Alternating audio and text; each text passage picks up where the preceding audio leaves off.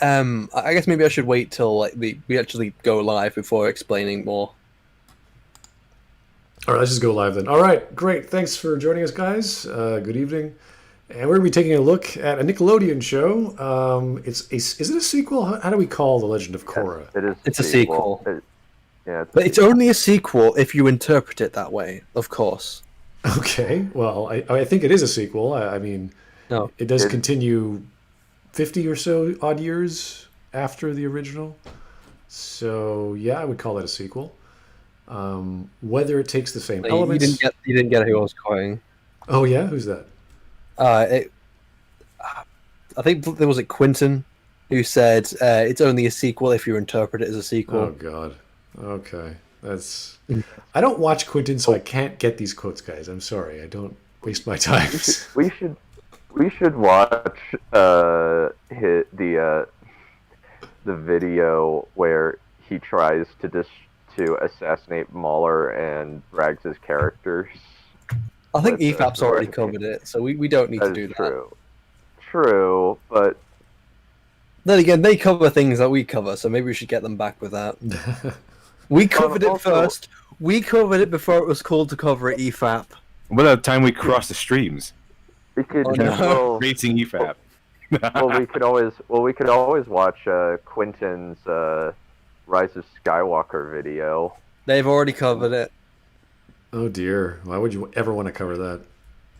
Well, that's where the "Hello, all my Ewoks" comes from, because it says the only reason why there were black people in the film is because they didn't have the balls to put in Ewoks.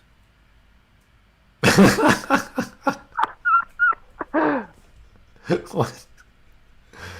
So now black people are both Ewoks and orcs? That's Oh, strange. no. Yeah, I sort of gave up on the D&D. Every time the D&D thing was splattering around about, oh, we're changing these rules. We're going to redefine how the draw work. Or like, okay, I guess. And then it just kept going. You're like, okay, this is silly, guys. Come on. Okay, now we're going to put trigger warnings on some of our books because some of them contain outdated sensibilities. Here's Joe Crazy. Thank you, sir. Sup, Bigot Sandwiches? Who are you guys covering? We're covering a gentleman by the name of Matt CMG. He seems to have a channel that's been around for a few years about Pokemon and Korra and lots of kids stuff, so that's kind of cool. And again, we don't care who they are, big or small, we'll look at them all. And so long as we have an interest in the topic, we have a fan, we have some guys who, I assume some of you guys have seen Legend of Korra, like the first season. I've seen the entirety. I've seen the hate whole it. season. I I've seen the whole despise series. it. A lot of people think didn't like it. I'm thinking that it's average. It's not even average. Okay, there are some good things in it, but but they're kind of like mixed in with some dumb stuff. If it's following the same I think formula the- of the first show, the Avatar: The Last Airbender, they wanted to emulate the idea of having an ensemble cast with lots of characterization, lots of backstory, a lot of motivations. I think that was the general idea, and they don't think they had enough time to do it properly. That's what it looks like. There's lots of problems like flanderization. It takes certain elements. So obviously they have a soccer standing character, but instead of having the depth that soccer has, they just flat out make him the entire joke. And I can't even remember his name now. Bell something. Probably Bellend. I'll just call him Bellend. No, I'm calling him Bellend. Bullen. No, it's Bellend. So Okay, so Bellend's a constant joke. You've got the Zuko stand-in, who's pretty much just the love interest of Korra for the bloody love triangle they've got going on there. And then he's Korra's very much he's just the stereotypical like stone cold like jock type, and then he becomes awkward in season 3, and it's kind of weird. And then what happens with Korra is it's kind of like taking certain elements of Katara, like the strong female part of her, and just stretching that out to an entire character, and that's what flanderization is. And then when it comes to most of the show itself, it lacks so much sort of like self-awareness. So with slight alterations, it could actually be really good. But the problem is it doesn't understand anything. So Korra is always right. So you can have characters which are strong-headed, and ignorant, and that's their learning. They change, but the problem is Korra. While she is strong-headed and ignorant, she doesn't change. She is always right, and everyone else is wrong. And it's all just, and not to mention how many contrived elements like there are with the show. Yeah. But my biggest problem with the show is it's Korra There is herself. There's no narrative arc. There's very so little much narrative arc. self-awareness. Well, Yeah, it lacks there's a- self-awareness. So it just, while Korra should learn from her ignorance, and again, but headedness, she doesn't. Everyone else is wrong. Tenzin is wrong, and he's just no fuddy-duddy. He was just ignorant. Nothing wrong with Korra at all, and she just happens to be a master of all bending things, but one, air. Why? Who knows? And then arbitrarily, she just gets it at the end of season Yeah. 1, and then she. If you alter that, just a bit slightly, so she doesn't get it because she's not spiritual, and then she becomes more spiritual and balanced towards the end of the season, where she ends up unlocking her airbending. That would work. That's character progression, but that doesn't happen. And again, Yeah. she's able to learn all of the bending abilities when she's a bloody toddler. And there's that god awful moment that we all know. It's like, I'm the Avatar, and you better deal with it. I am all the avatars. She literally is all the avatars, actually. It's canonical. I think that one of the issues, it was kind of both a combination of like the writers and Nickelodeon, because Nickelodeon kind of dicked around with the writers and saying, "Oh, probably won't give you a season 1. Oh, it's popular. We'll get reasonably popular. Okay, we'll give you another season." No. Like all seasons were bought before the first season even aired. Of Korra. Yeah, of Korra. They I were thought it all was just bought season before 1. it aired. No, it was all bought I before thought it it aired. was just. That's really weird. I had not heard that. I actually heard that it was first season. They got first season and they didn't know if they were get canceled, so they kind of wrapped things up, and then they were given season 2 very, very quickly after, and then they had to quickly script together seasons 3 and 4, which feel like the most cohesive out of all of them, but there are still like some writing problems in there. One thing I noticed, that was my understanding regarding the lore, was that the first incarnation of the Avatar had a lot of lore to back up why he is the way he is, why all the countries are the way they are, how long it takes to learn, all these things. And if a rule was broken, there was a good reason for it. Whereas with Korra, there's all these things that are either not explained properly, or there's rules that are broken that aren't done properly, which I thought. And don't get me started about the beginning episodes. Oh God, don't get me started with those bloody things. Yeah, like Hello Future Me tore those apart. Like so did DR. Yeah, well, like I think that like ER, like I think that like with ER, it seems as though he mostly just hates Juan, and some of ER's criticisms are like they make sense, but it seems like a lot of it are kind of personal preference. At least like that I could see, but Hello Future Me was kind of more structure and world and philosophy based. Arguments like the turtles just being able to give out abilities, that's a perfectly reasonable criticism. Another thing is perfectly reasonable criticism. The tattoos on the heads, that's completely ignoring what they were supposed to be. They were supposed to signify an airbending master, but and they were based off the arrows on the sky bison, and then they just have these other tattoos that are kind of like an arrow but not the sky bison, and it just doesn't make any sense. But the ones which I think you're talking about are more when he says things like he doesn't care about one because of like he's nothing more than a street fuckwit, and that he's not redeemable.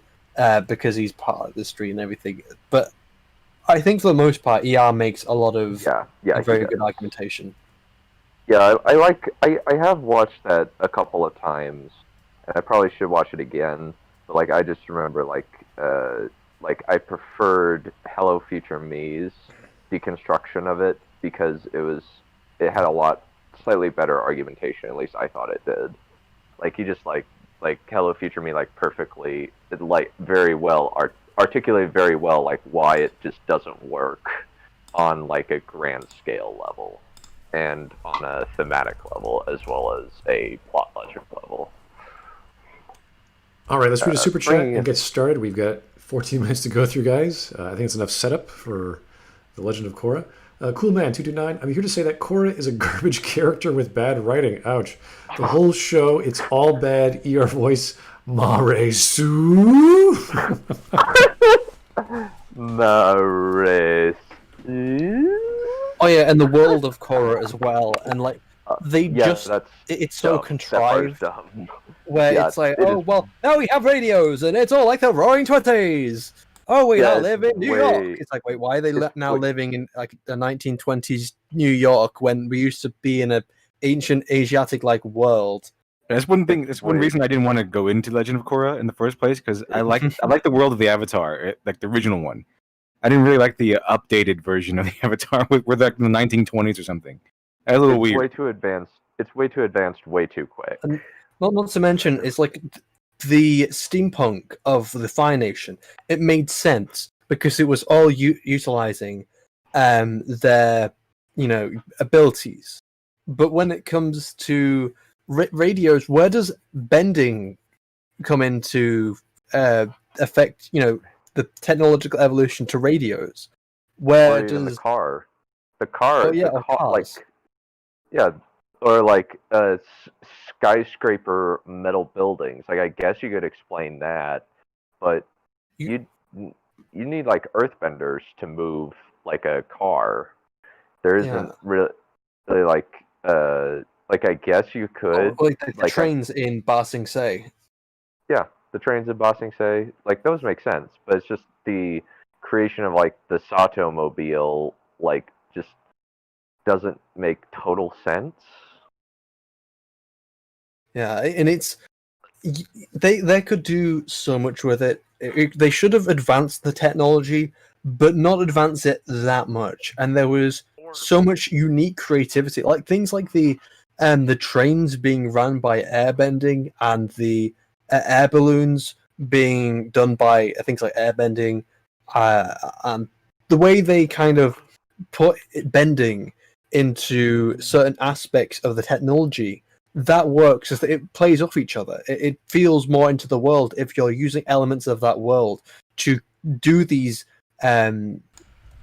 things. Okay. It feels interconnected. Let's get going here, guys, because Matt CMG is going to have his own arguments why it's good. Let's hear what he has to say, okay?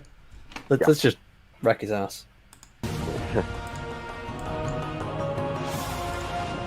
I don't think I'm breaking any new ground when I say that The Legend of Korra was divisive. Among hardcore and casual fans of the Avatar franchise, it seems to be a 50-50 split of people who either like or hate The Legend of Korra. Where have I heard that before? I'm of the former. I like the show. I acknowledge that there are legitimate issues with it and that there were a lot of things in it that were handled poorly, but I still enjoy it. I'm not saying it's as good as its predecessor. No repercussions in fact, there isn't at much all. that can even come close, but I still think that The Legend of Korra is a worthy successor to Avatar The Last Airbender. When it comes to my YouTube videos, I generally like to keep them positive and lighthearted until I see some straight up idiocy in action, in which case I gotta be a little bit toxic. If you're familiar with my channel, you'll know that I have a series here called wait. I like this guy. So I like this off guy. the bat, so being negative is immediately toxic.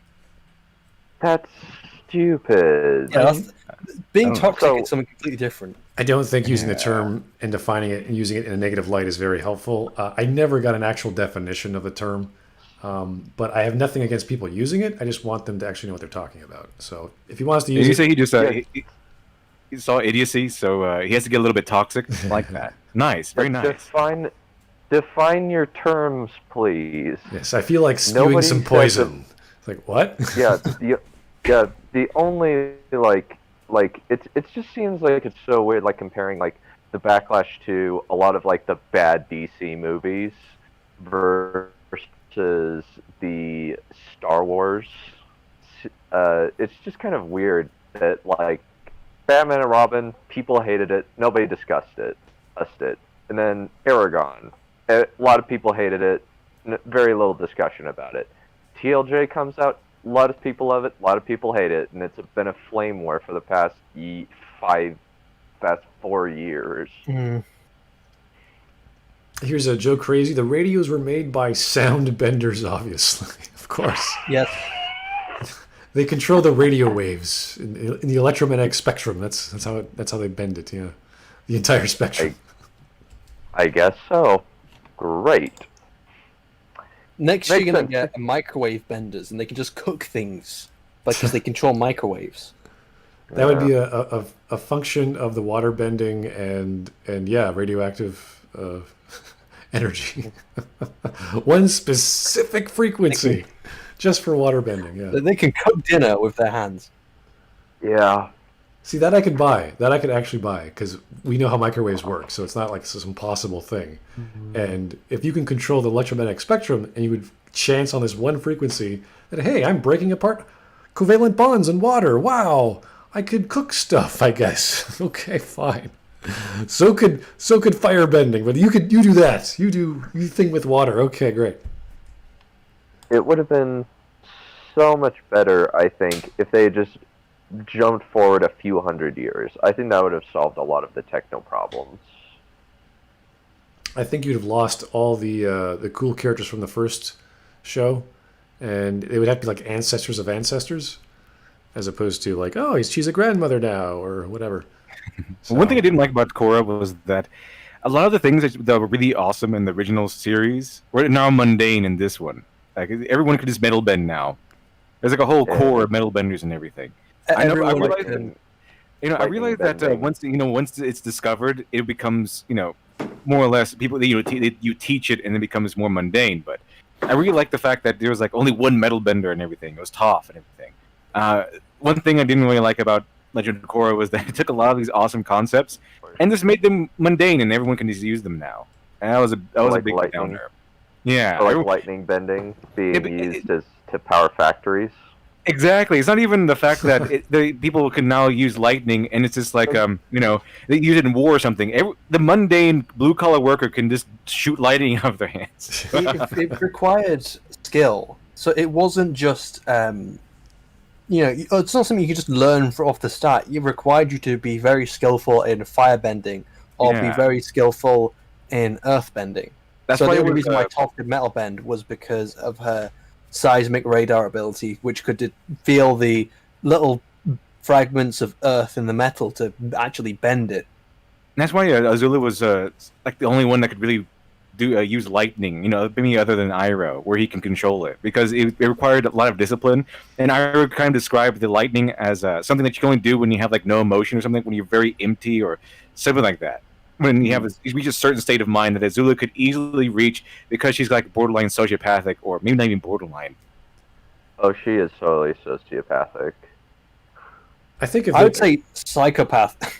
If they can take Aristotelian metaphysics and modernize it, like fire is just a chemical reaction, water is just two elements, all these other things, to modernize what bending means, I think that would have been great.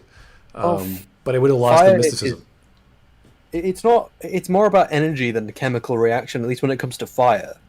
Sure, you could argue about kinetic energy and what have you, but when you're talking about actual fire, like what we consider fire, it's basically burning of energy or a physical component brought about by kinetic energy, which then uses itself as fuel, which is always a chemical reaction. So you need oxygen, you need all these other elements to constitute fire. But that would have been cool. Hey, Glib, how's it going? Glib, just saw you there. Hello. Hey, buddy. How are you guys doing? We're talking about a cartoon. It's going to be great. Excellent. I am sorry I'm late a little bit. I was just going through old photos from the old country of my grandfather, which was very nice. Very heartwarming. Cool. So, yeah, it's good to talk about a shit TV show again. Coming off of that. Yeah, we've just been flooding with all the problems with Korra. Yeah, no, even people in the chat keep bringing up things like the blood bending with no full moon or anything like that. So my whole thing about that was they did there were 3 mistakes, and I think ER did a really good job. And these are general, like large scale things. And this is just my little take. First off, the the story of the first one ended with the implication that Zuko was going to be the next main character and go off and have adventures trying to find his mother. Now, a lot of people I know, and I'm sure there are people that just think, oh, that's stupid, that's boring. But having him be the replacement Aang for the next series is actually very interesting to me, because that also ages up the audience with the original audience that was watching it. And they just threw that out the door to replace it with Korra, who everybody, Mary Sue, starts off with all these powers and stuff. I've heard all the arguments. I don't believe it. I think that they wasted all of that time trying to rebuild a new character, which is what the Avatar cycle is about. And they just decided to fast forward through a lot of that without fast forwarding through the time that it would take to get there. I think that if you look at Avatar The Last Airbender and compare it to Korra, you'll see the difference between the pre-SJW era of thinking and then the SJW era of thinking, where things don't have to make sense. It feels good if you're not thinking, and it's all about empowerment. And I am bored by those things. Even then, with Korra, I don't think it was, at least at the start, I don't think it was SJW. Because when you look at the Equalists, they, like, the kind of line you can take to social justice is pretty obvious, really. It's like, you're not... Pretty easy. It's pretty easy to draw parallels. They didn't go more with it, because the whole thing about, I'm not oppressing you, you're oppressing yourselves. That's like, they could do so much more with that, and I don't think they did. I think another issue is that there was no overarching plan for the series. At least, that's what I can see. Let's actually hear the arguments from the gentleman. I want to see what he has to say. Yeah, agreed. Let's go. Internet Idiocracy, where I make fun of and critique phenomena on the internet. And what I'm about to talk about for the next paragraph would probably be better suited for that series, and I'll probably talk about it in broader terms when the time comes, but I hate videos like this, and this, and this. I don't hate the people who made them, which is why I'm not showing their names. That's my boy. I'm not trying to start beef, but just imagine making a feature-length film's worth of angry review, half of which is nitpicking every little detail of words. Long man bad. In the past few years, I've seen an increase in sensationalized titles, such as these, that continue to promote this idea that if you don't like something, you have to hate it completely, and that anyone who does like it is a moron or a butthurt fanboy or anything to that degree. Videos like these... That's what no one fucking says. No one says that you can't not like a thing. No one says that you can't like a thing. The argumentation is why it is bad. And yes, some of these titles over sensationalize it. That's because it's a YouTube video. You have to sometimes over sensationalize a title to get views, and it's a bit of fun at the same time. I wonder who made those reviews, by the way. I'm at a loss. I have them saved away. I haven't watched them yet, but I need to. I usually will have stuff like that going on while I write, so I can kind of focus in better. Mary Sue? Yeah, I think it's season... I think the first 2 seasons are the worst, and season 3 and 4 get better. Like, at least I think so, but season 3 had such a good bad guy that season 4 kind of suffered from the fact that the bad guy wasn't very complex or nuanced. I wonder if this guy should clip out the channel name because he didn't want them to get more views, or to prevent people from going over there to downvote them. I don't know, but the only thing I could see him talking about when it came to saying, "Oh well, anyone who doesn't like it is just an idiot," or that you somehow implying that you can't like it, is like the re-upload due to salty Legend of Korra fans misflagging the previous blank video. I believe it's trying to say, but that's even then that's not talking about like the fans not being able to like it. That's people misflagging the video. It's even though it's these descriptions aren't kindly worded. There are people there who don't really hold anything back, and they're totally free to not hold anything back. Yeah, I think like in a general scale of writing, like overall Legend of Korra is like has some good things. Like I think that like some of like Korra working through her trauma in season 4 is good, and like I like the fact that it takes a while for her to do it. But the problem is it's kind of like it's kind of smushed in at the end where it could have been developed over the series a lot better, and there could have been more consequences from Amon. And it just seemed as though like they just kind of like were like a combination of like didn't really have a lot of time, were really dicked around by Nickelodeon. There was some broadcasting stuff that happened. It was a whole mess, and that kind of created a lukewarm product. So the first video is by Lily Orchard, and we've covered him/her before. And I didn't. So I would have thought that he/she would have been really for Legend of Korra. It's this person where it had the female avatar, but it had the male voice. Yeah, one of the many. However, I'm pretty sure with Lily Orchard, Korra, the Legend of Korra, is I don't know, spouting some sort of Nazi propaganda or something.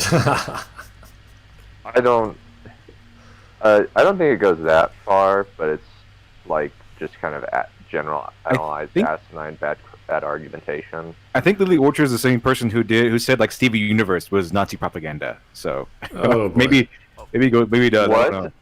Yeah. Oh my god. I think it was Lily Orchard. It could have been something else, someone else. I know Easy Peasy might have done that, but I think that Easy Peasy, like, he hates Black Panther and says no, Black Panther sucks. I remember the video we covered now. It was she had never watched. Thing.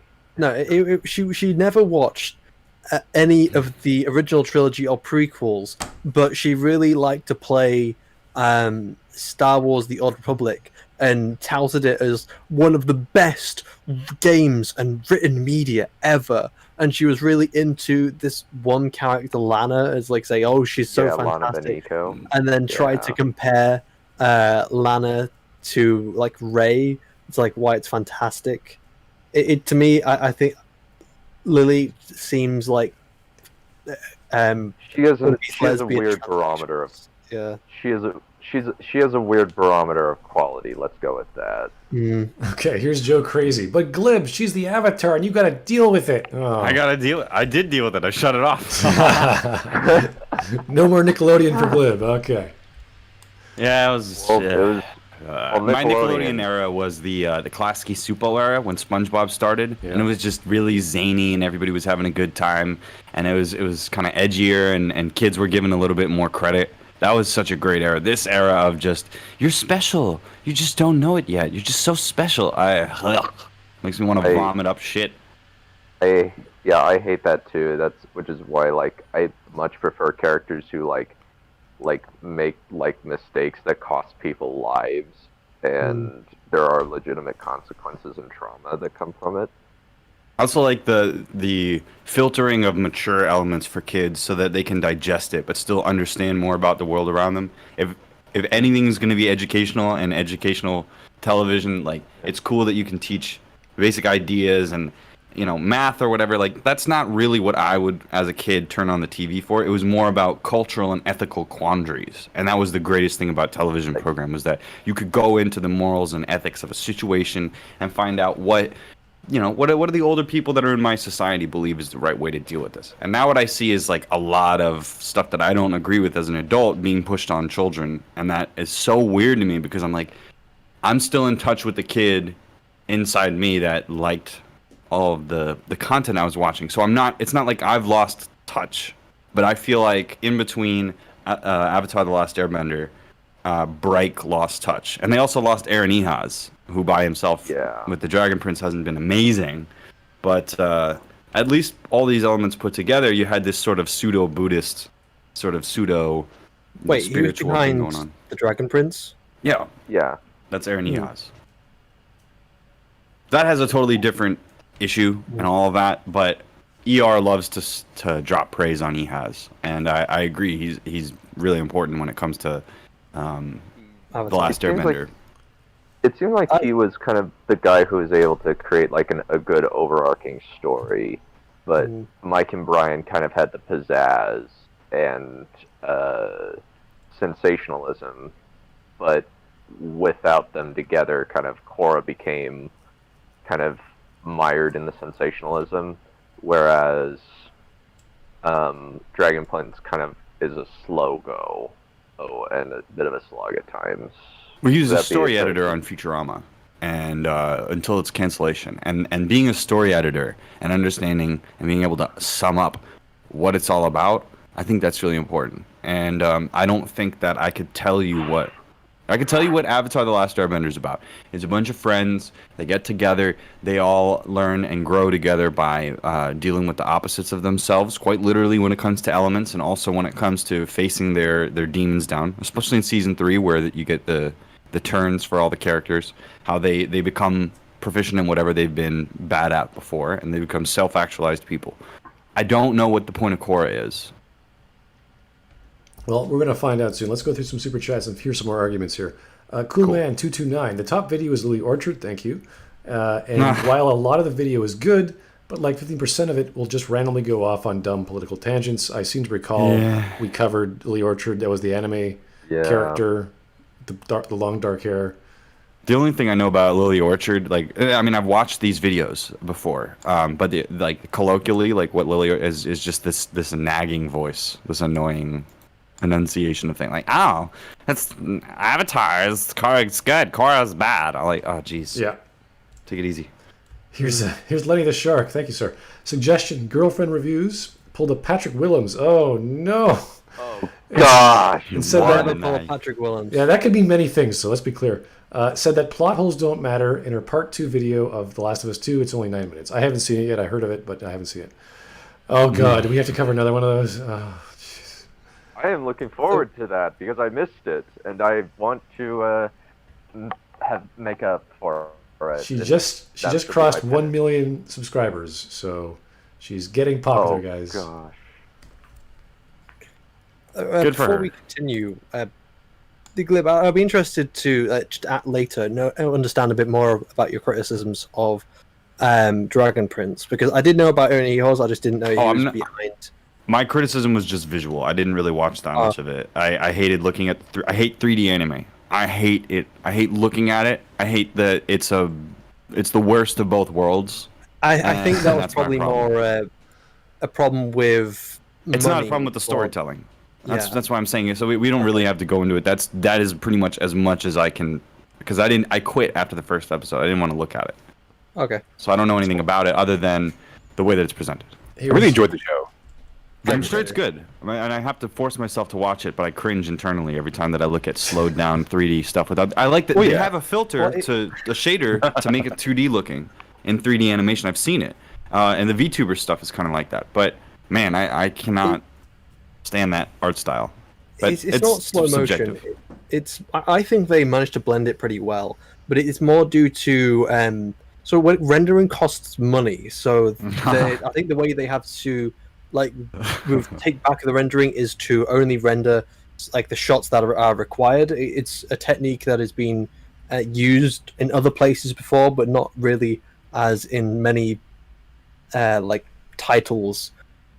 So it's kind of also similar to when it comes to 2D animation. 2D animation has a similar thing where they'll only draw so many frames.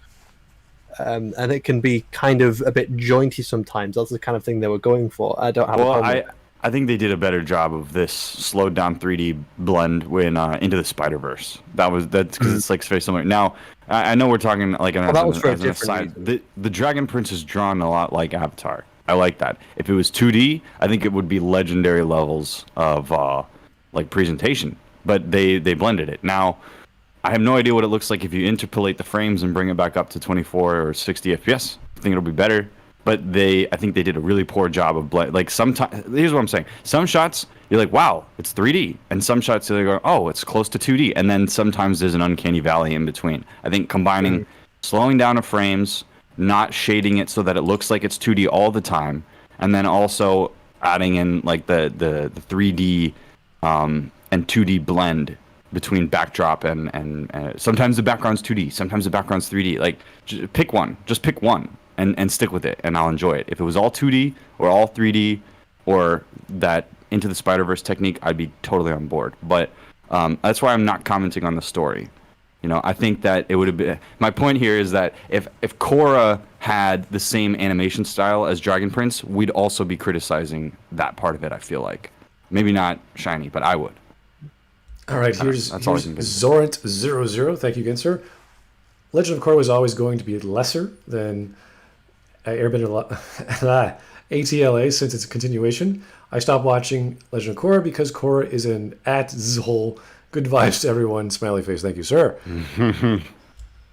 Well, that's a strange argument because you can say a sequel can be better by virtue of having a successful story to begin with, and then building on top of that. Yeah. So, Terminator 2. Let me think. What's another good one? Empire's better than New Hope.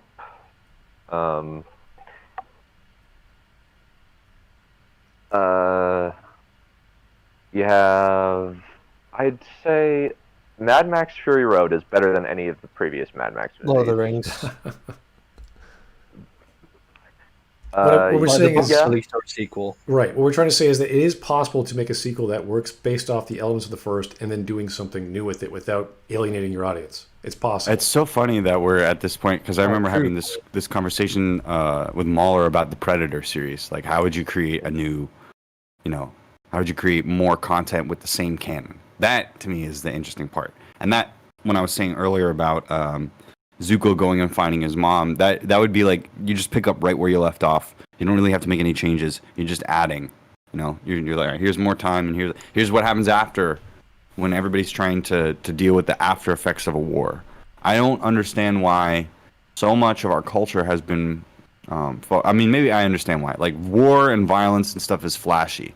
But rebuilding is complicated, and I think it's funny that that they didn't go along with that when we have like Gone with the Wind, which is one of the highest-grossing films of all time, highest-rated films of all time, and it's all about the rebuilding era. We definitely need at the time when that ended, I was like, okay, great ending. Avatar's ended happily ever after. I would love to see how the rest of the world rebuilds itself. But instead we got Korra and fast-forwarded past that, and now it's like 1920 for some reason. It makes no sense to me. But yeah, whatever. Yeah, there's a lot of like world-building stuff with Korra that does not make sense. And the world-building was kind of the problem in the reason why like Rags and Mahler, I remember, had such a problem was that they found it like illogical, like in the thing. And what I find illogical is that like the idea that the Fire Nation is so proud and that they're like self-contained. You would think that somebody, like if I was Fire Nation, I would look at the world and I would go, I can be a cook anywhere in the world that isn't the Fire Nation and get paid a lot of money. Or if I'm a waterbender, I can work in sewage and get paid a lot of money. You'd think that pragmatism would be a part of this world. That should be the next result. And that's kind of what they were going into with the Republic City shit. But I think it's what like LiteratureDevil said, the lightning bending, giving people all these exorbitantly amazing powers and all that kind of stuff and making them mundane. Where do you go from there? Do you go to giant mechs shooting lasers at each other? What is the next? What is this all adding up to in Korra? Yeah, the problem is the technology level. Once you start discovering, radio signals and the electromagnetic spectrum and energy and matter, you're like, oh, this is during the time of Einstein. It's like, oh, this is where he starts connecting the dots. And if you start connecting the dots to your mysticism, the mysticism has to be properly reintroduced as something that is part of the technology or is external. And they didn't make that connection. Because if you have tanks and all this other shit running around, you're like, wait a second, are we mechanizing infantry now? Are we doing all these things with guns and But not just tanks, mecha tanks. Yeah, okay. It becomes a bit ridiculous at that point, yeah. Videos like these do not promote genuine discussion and instead create these tribalist viewpoints towards not just this show, but any show or movie for that matter. I'm just trying to focus on Korra here. I have a lot more to say on this subject, so I'll save it for another video because the point is a lot more general, and my point here in regards to Korra is that not many people dare to go outside of their comfort zone and end up in this echo chamber of either blind love or blind hate for the series. By the way, all these, I just wanted to put it aside. including Lily Orchard, who I don't like, right? Whatever. All of these videos are good. I know he's blurred out the names. We didn't mention it's Alpha Alpaca Pack. That's the second one, the defecation series. It's a very small YouTube channel that doesn't create a lot of content. It's really good. It's like high level. I want him on EFAP and stuff. He's like a mind. So check out Alpha Alpaca Pack. Anyway. I'll certainly look at it. Okay, great. I am going to look at it. I'm running low on stuff to listen to, so I'm gonna probably go with that one. Excellent. Side is good. It's completely okay to have issues with the series and not like things about it while still liking it overall. Heck, there are things about it that I really can't stand, like Mako's arc and like 90% of Season 2, and there were a lot of writing flaws that I acknowledge could have been improved upon, but with every negative about this show, I find an equal amount of things to like about it, aside from the music, animation, and voice acting. And with a largely casual viewer base, as with most shows, there will be people who don't pick up on certain themes, or who don't understand narrative structure, and as a result will hate it because they don't understand it.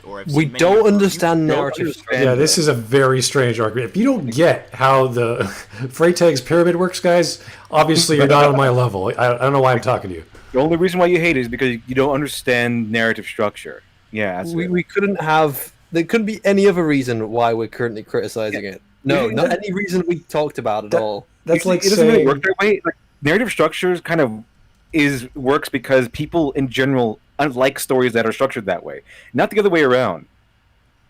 Yeah, it's like saying, well, if you don't understand The Last Jedi, you don't understand narrative structure. It's like, I don't need to understand a structure to appreciate a movie. That's kind of silly. Or a book. You won't understand Rick and Morty unless you have a 10,000 IQ and know the intricacies of like quantum physics or something. Yeah, you won't understand Big Bang Theory unless you have a very intimate knowledge of quantum physics. I swear to God, that's actually the arguments I've heard. All right, let's read a super chat. Zorant00, thank you again, sir. Too much stuff suffers from DBZ syndrome. Okay, where the power levels increase way too much. It basically because laser blasts shooting each other. There's all sorts of tropes in Dragon Ball Z that relate to fighting and things from the 80s where these two beams of energy hit each other at the same time and they're fighting at the same power level, whatever that means. There's all kinds of tropes in that show, but that's kind of its audience. That's what it's going for. I don't know if that's a syndrome. You can compare that into Korra. Do they do that a lot? I don't think so. The fight scenes, rather. I'm trying to think of Korra doing that with fight scenes. Dragon Ball Z is its own beast. Well, I mean, the beams. Yeah. Energy, like fire, or whatever. I can't remember what season was it. It was like where you got like big ass Korra against the other thing. Like giant Korra with laser beams. Oh, that's when she turns blue and she's like, oh god, that's when I just stopped watching. I couldn't take it anymore. Korra, freaking laser beams. She's teleporting. She's apparently no longer the Avatar, but now she can do this shit because she sat in a tree and meditated. It's like, can anyone just sit in the tree and meditate and do this shit? Like, come on, it's getting silly. Yeah, so I stopped watching that. Well, at least no one tickles her fingers with like a leaf, right, or something. That'd be dumb. Is that the Force? Oh my god! Okay, that's the Force. Yeah, that's why I wanted to go to see Star Wars. Is see Luke jerk around. That's what I wanted to go see. Yeah, that's what Luke would totally do. Just play a prank on somebody like that. Yeah. Mm-hmm. Why? What a wise teacher. He's not Master Roshi. Okay, he's Luke Skywalker. I wish he was something like Master Roshi. That'd actually be entertaining. It would make some sense. Would have been great. It wouldn't be Luke, but it would be entertaining. Yeah. We've lost. I mean, it's subconscious. I feel like writers are mad at dad or mad at grandpa or something. Wow, it's so regressive, and so they can't have this Uncle Iroh kind of character that's trying to teach them everything that they know, because that's like, oh, that's patriarchy. That's knowledge of the past. And so in the Tenzin sequence, you have, Tenzin's like, you got to do it this way, and then she's like, you're wrong. You don't know how to do it. You're just a bad teacher. Like, and it's like she gets vindicated. That's bad. She the power was in her the whole time. Yeah, she doesn't. You just destroyed a 1,000-year-old artifact. Fuck you, Dad. Man, like it's the whole show for me. Bad. Remind us never to watch the second episode of Maggie Mae Fish's dad video. I just as soon as you said it, like, oh, I'm gonna watch it need- with headphones on and the lights off. Oh, Yeah. Well, No. In a rosé. I watched it on my stream, and she gets like so much more things wrong. It's even dumber. It's Get Maggie even May worse. Fish and Girlfriend Reviews to collaborate on a video. You know, Girlfriend Reviews isn't that bad. She's not crazy. She's not No. nuts. She's very enthusiastic, which is fine. But my God, Maggie May is a whole she's other not- box. Yeah, Maggie May is worse than Movie Bob. I would say that she is worse than Movie Bob. I agree. She's her own world of weird that I just can't. I don't know where she's coming from half the time. I just like, what Yeah, is it? Liberal? No, it's not. It's more than that. There's more than just liberalism behind that. There's something weird and creepy about it. yeah.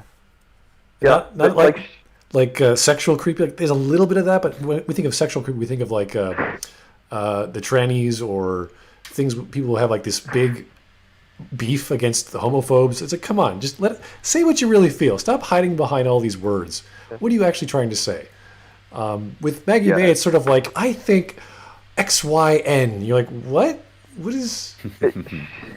I don't know how to describe how she is. I don't know whether she is lying or in a world of her own, like, bias that's like a mile deep, because she was blatantly getting things wrong about Lord of the Rings to try and like make her point across, and I was having to quote the movie to the screen to say, no, that is not the case. Yeah, I've never seen someone obsess over 2 seconds of black and white film before. I was like, wow, this is crazy. Yeah. Okay, 3 more super chats, and we're going to keep on going. We're doing well. 2 minutes. Joe Crazy, you don't understand Legend of Korra because you haven't transcended space-time. Thanks, Joe Crazy. Really appreciate that suggestion. Here's TLJ Screwjob. I saw one Tumblr header right when LOK ended. That was books 1 and 2 were bad, 3 and 4 were not. So they only watched books 3 and 4? I guess, yeah. That's how it would work.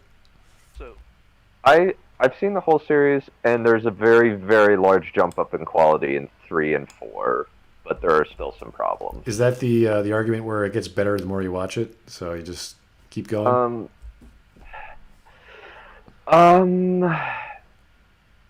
It's weird. There was clearly no consistent story and a map out. It seemed like first they were gonna like end at season 1, and then they got renewed mid season 1, and they just had to scramble to put something together. And season 2 is the worst season of Avatar ever. It is so stupid in many respects. But at least, like, season 3, it has a good villain. Korra actually has something of an arc, and like has more problems that she has to overcome. And season 4, she fails a lot more and actually gets some character development. But the problem is they have to condense it into 12 episodes, and so there's still some problems there, but it definitely jumps up in quality from like meh to like, I like this, but I still have some criticisms. It sounds mediocre in general, though. Sadly. Mediocrity is something that I don't want to like a mediocrity. I go, oh great, it's okay, good job, you accomplished the task. And then and then I turn away and I go, so anyway, this amazing thing. You passed the finish line. like, bravo. Yeah, like, here's your participation trophy, but look at this giant gala we're having for the actual meritocracy. yeah, like I've been watching Frontier, and Frontier is awesome. Like, that's actually a well-written show. And have you seen Hell on Wheels? Accurate. You might like Hell that. on Wheels? I will have to try that, because that one's interesting. Yeah. I've been more. Hell on Wheels. I'll have to check that out, see if it's available. Where would that be available? It's what is that? AMC? I think. It's AMC. on Netflix actually. I think it used. Last time I checked, it was on Netflix, but it was a while ago. Yeah, I know one of the executive producers is kind of close with my family. I hope I can get an interview with him and put it on my channel. That would be very The interesting. show has Cole Meanley on it, so you have Oh, the really? chief. Yeah, Cool. Yeah, he plays Mr. Durant, one of the main protagonist, I forgot which one it was. He became a yeah. He's just trying to make a fortune, you know. I'll Yeah, definitely have to. I like him a lot. Yeah, I'm a huge Cole Meany fan. You could put him in anything, and I'd be like, yes, I'm there. Beat me on board. He was even in a version of the Dubliners. Oh no, Really? the Dead from the Dubliners. It was pretty good. We were reading super chats, I believe. Yes. Alex Halo. Korra, get hit a lot by spinning plates. What? Okay. Does she? Okay.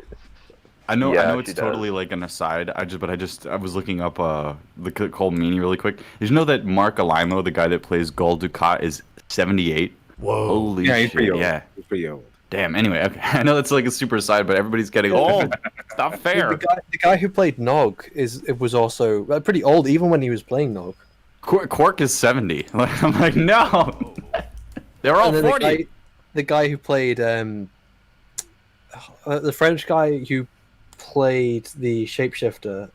Why am I blanking so many René times? Aboudujois. Yeah. Aubergenois or whatever. I can't He pronounce played either. Odo. Yeah, he passed away a while ago. Well, so did Nog, yeah. Very, very recently, yeah. What a great actor, though. He was in a lot of things. Fantastic. Yeah. That guy's been old for a long time, though. That guy was old for a long time before he died. Yeah, Oh, yeah. Renee is 78. I mean 79 when he died. So you know. I can't believe the guy who played Garrick retired to do teaching. It's like, how? I would love to see you in so many things, and yet you retired to teach people? At least he's teaching people, and he's passing that on, but goddamn, I want to see you in more things, Garrick. There are so many people that are like that. And I think that the key thing, Rick Moranis quit, and like he wanted to work with his family and stuff, just be with his family, that kind of thing. I understand that. I find that to be pretty admirable. And then there's a great thing when like stage actors, they're getting a little old. They kind of turn to voice acting. So Odo was actually Mr. House from New Vegas. Yeah. Right. And what's it called? Armin Shimmerman. Shimerman. I don't know how to pronounce his name, but Quark was actually the voice actor of Andrew Ryan from BioShock. So it's funny how you get these very, very high end, presence actors who are kind of comical characters. And they become amazing villains as they grow into their older age. They assume that mantle. I want Jack Gleason to be in more stuff. Joffrey from Game of Thrones. I want him to come back to acting because he was great. The industry needs to change. It needs to. Culturally, everything needs to change. Like our business culture in general, I feel like is too bullshit and internationalist. But I think there are a lot of people that see the system for what it is, and they get their joy outside of it, which I think is sad. Like, I think it's funny that I'm more, like, not attracted in the sexual sense, but I'm more attracted to Henry Cavill now that he's building computers than when he was Superman. Now I want him to be Superman. Be attracted to Henry Cavill? Well, that's true. That's true. That's true. Have you seen him play The Witcher?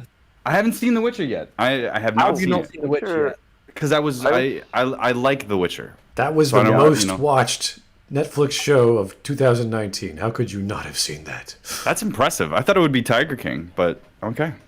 Witcher is kind of a Tiger King. No. Tiger King was pretty awesome. I really like Tiger King.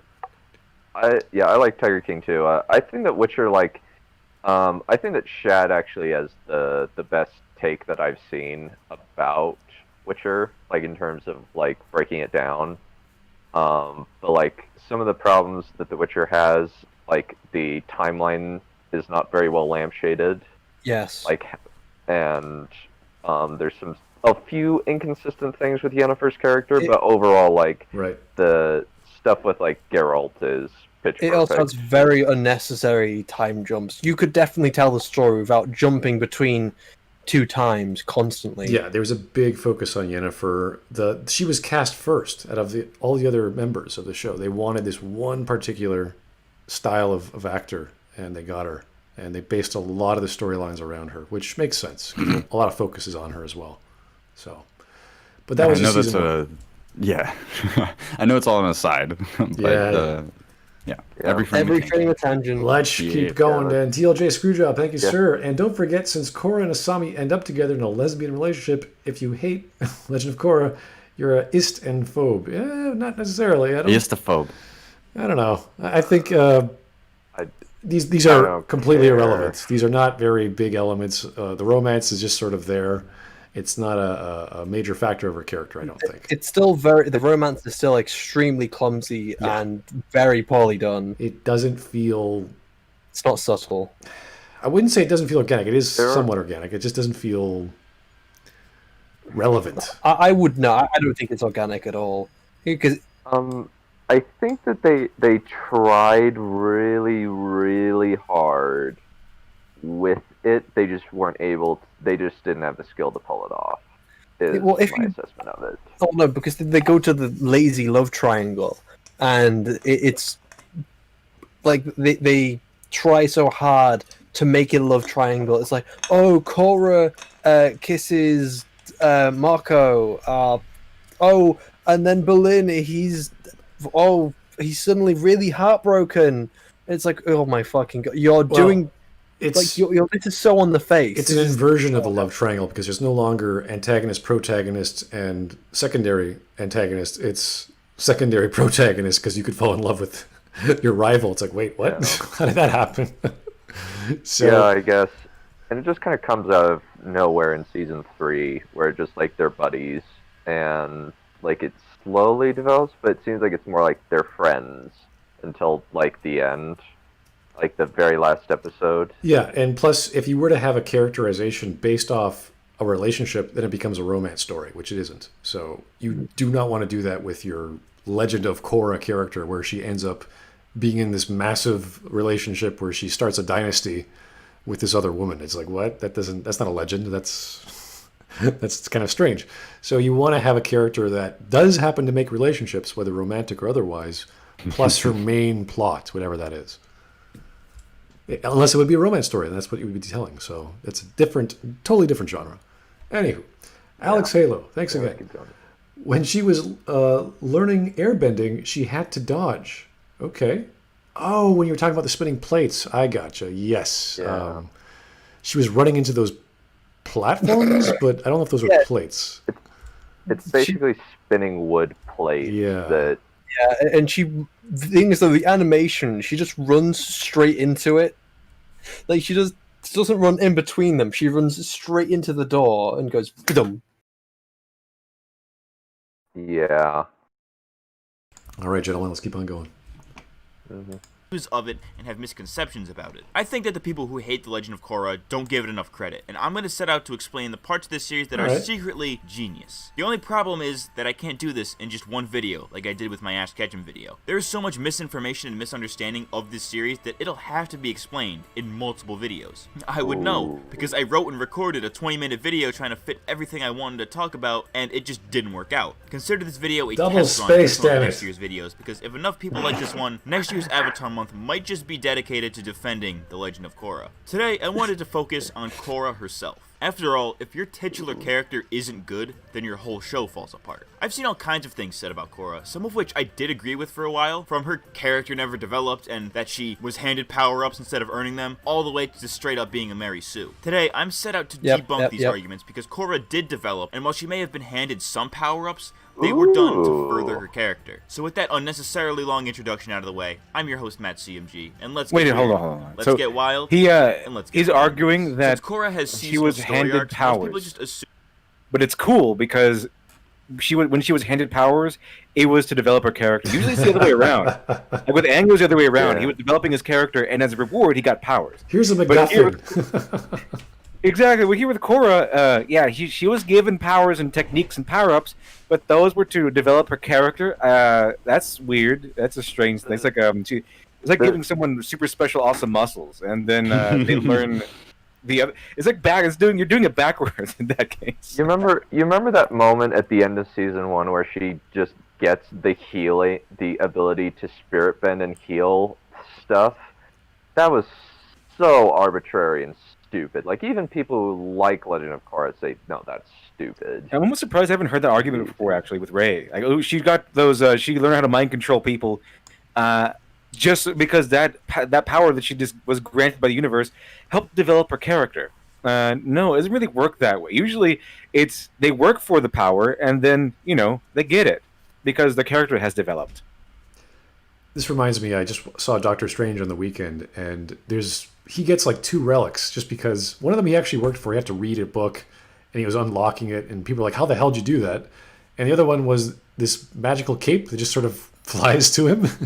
It's like, hey, I have a magical cape now, and it's fighting all my enemies for me. Like, what the hell's going on?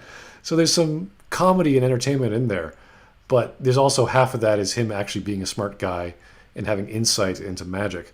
So a little bit of a half Mary Sue moment, but not a full Mary Sue. This is like after the fact. Hey, here's an injection. Now you're superhuman. It's like, what? That not really. It's as LiteratureDevil was saying. It's in the reverse. You don't do that. You work to something. You prove yourself, and then you get the gift. Korra has seasonal story arcs. Most people just assume that the same goes for the character arcs, and while it is true to some degree and for some characters, Korra's arc is overarching for the whole series. I think it's common knowledge at this point that Korra was created as the antithesis to Aang. Aang didn't want to be the Avatar, Really? Korra did, all that kind of stuff. Well, I believe that. It's considering just going for what he said so far. Aang had trouble with the physical side. I would absolutely believe that she is the antithesis of Aang, because Aang worked for his powers. She gets powers, and then that develops a character. He develops his character and then earns powers. She earns powers and then develops her character. So yeah, that's the antithesis. Hey, Aang wasn't handed anything. In fact, the only thing that he was handed was special treatment once he was declared the Avatar, and then that just bummed him out so much he ran away because no one wanted to play with him anymore. He wasn't. He suddenly became an outcast. They're trying to remove him from his master and teacher as well, who's also his best friend. Yeah, Shiatsu or something like that. Yeah, he was the reluctant hero throughout the rest of the first season. Exactly. So Aang was kind of an outcast once he was out as the Avatar. Korra was just given everything, literally in the show. She was given food and training and everything. Room and board. In fact, it was kind of a plot point, if I remember correctly, where she didn't know that she had to use money and stuff like that. She was so pampered for the rest of her life. Yeah, it's like I've never needed money. I've always had people to take care of me. So Aang had to earn everything. Korra was just given everything. Yeah, antithesis. Yeah, I believe that. Another thing, in order to have a character arc, there needs to be an actual arc. I would say it's more of a character line because there's no progression. And there's also needs to be an acknowledgement of the flaw of the character and actually have them go through an arc. The arc starts in season 3. She doesn't even have any kind of development for seasons 1 and 2. A lot of people didn't even get past season 1, so yeah. Like, I think just... Dunn, you still there? Yeah, I'm still there. Okay, we heard you were botting a bit, but you're okay now. Yeah, no, it's fine. Yeah, no, a lot of people stopped after season 1, so they didn't even give the rest of the series a chance. But for good reason. It does get better, as Dunn says. So start at season 3, I guess. I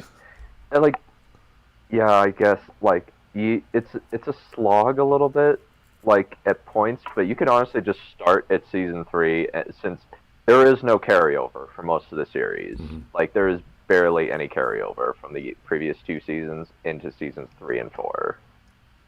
And they inform you on a lot of the context. Right.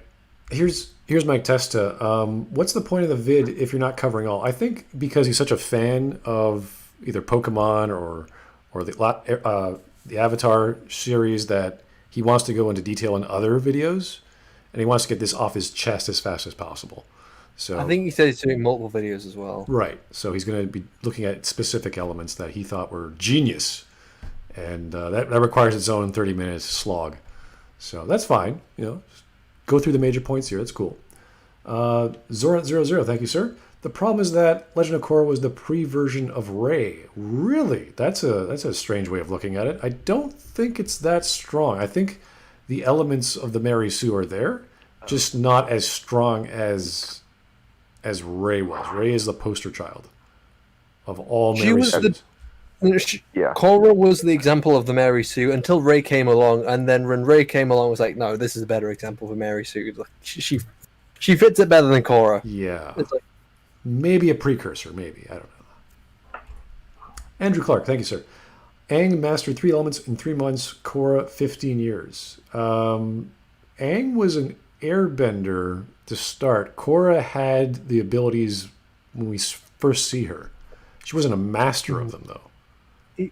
I don't think Aang even mastered. It took a year, as I believe. So since the first season, also since all of Avatar, it's all been 1 year exactly. And while you could say the speed is a bit fast, he doesn't master all the elements. He's not as good a firebender as yeah. Firebender, he had his problems. That's right. Yeah. Yeah, and then when it comes like the best, well, obviously he's a master of airbending. He's not a master of waterbending, but he's still good at it. He's not a master of earthbending yet, but he's still good at it because he had a very good teacher. And then when it comes to firebending, he knows just enough. So he doesn't know all of them to the best extent. He knows just enough of each bending type, and he learns that in each season.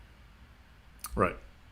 He at least like knows the basics because he was able to explore and be interculturalized.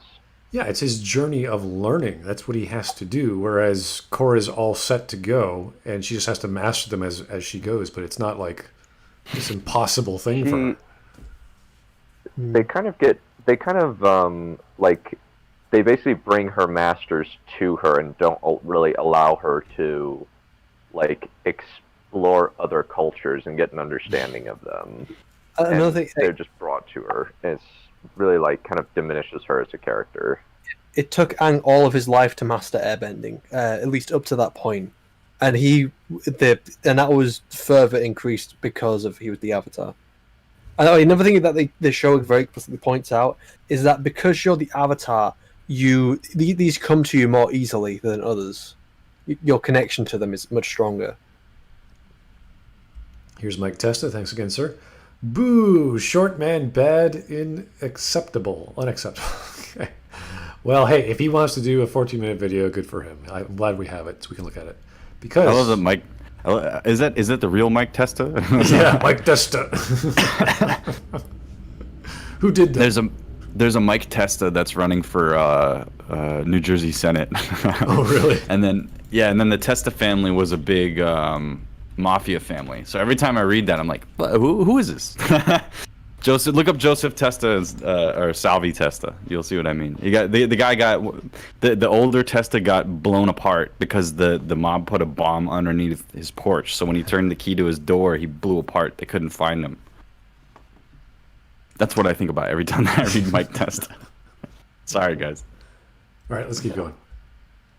Of being the Avatar in bending, and excelled in the spiritual side of being the Avatar. As a result, Aang had a very simple arc where he was just overcoming physical challenges and trying to find different ways to solve problems, both things that strengthened his character by the end. Korra had the opposite arc in that she was already good at bending, but was horrible at spiritualism. And being written as the opposite of Aang, I think it gives off the illusion that she's regressing because we're so used to Aang. This is why a lot of people didn't like Korra as a character from the start, because we've been so used to Aang for 3 seasons that throwing a new character at us who's his exact opposite was jarring for many people. Anyways, each season challenges Korra's spiritual abilities and her mindset towards being the Avatar. In Season 1, Korra's whole identity is based around the fact that she is the Avatar and wants to be a good one. This is made apparent in the first scene of the series, where she's a little kid who already knows 3 elements. She knew she was the Avatar from a very young age, so of course she considers that her identity. She wants to fulfill her duty as the Avatar, which at the time she thinks is just beating up bad guys and solving her problems with violence. This is where her struggle with airbending begins. She finds it difficult to learn because she thinks of bending as a physical thing, not a mental thing. The first season establishes that Korra is impatient, and that's a major character flaw that she carries throughout the series, and is why she can't learn airbending. Air is the element of freedom after all, and that was something Korra never had growing up with the White Lotus, and after coming to Republic City, she was hated and ridiculed by almost everyone there because she was impatient and didn't bother to acclimate to life in the city. By leaving the South Pole, There it is. she gained physical You're freedom. pressing She could go yourselves. wherever she wanted, but she lost mental freedom because she has to be conscious of every action she takes in the city, so she can't be her natural reactionary self. Amon challenges all of that. While Korra is brash and Korra's a reactionary. Amon is calm and calculated. Korra is defined by her ability to bend the elements, elements. She thinks that that's all the Avatar is, and Amon takes pride in taking people's bending away, and to do so to the Avatar would be his greatest achievement. When he God, takes I almost Korra's forgot bending about this away, fuckwit. he also takes away her entire identity. This And is they're why she doesn't ultimately- just go in and face Amon And they- directly earlier in the season, because she's afraid he'll take her identity.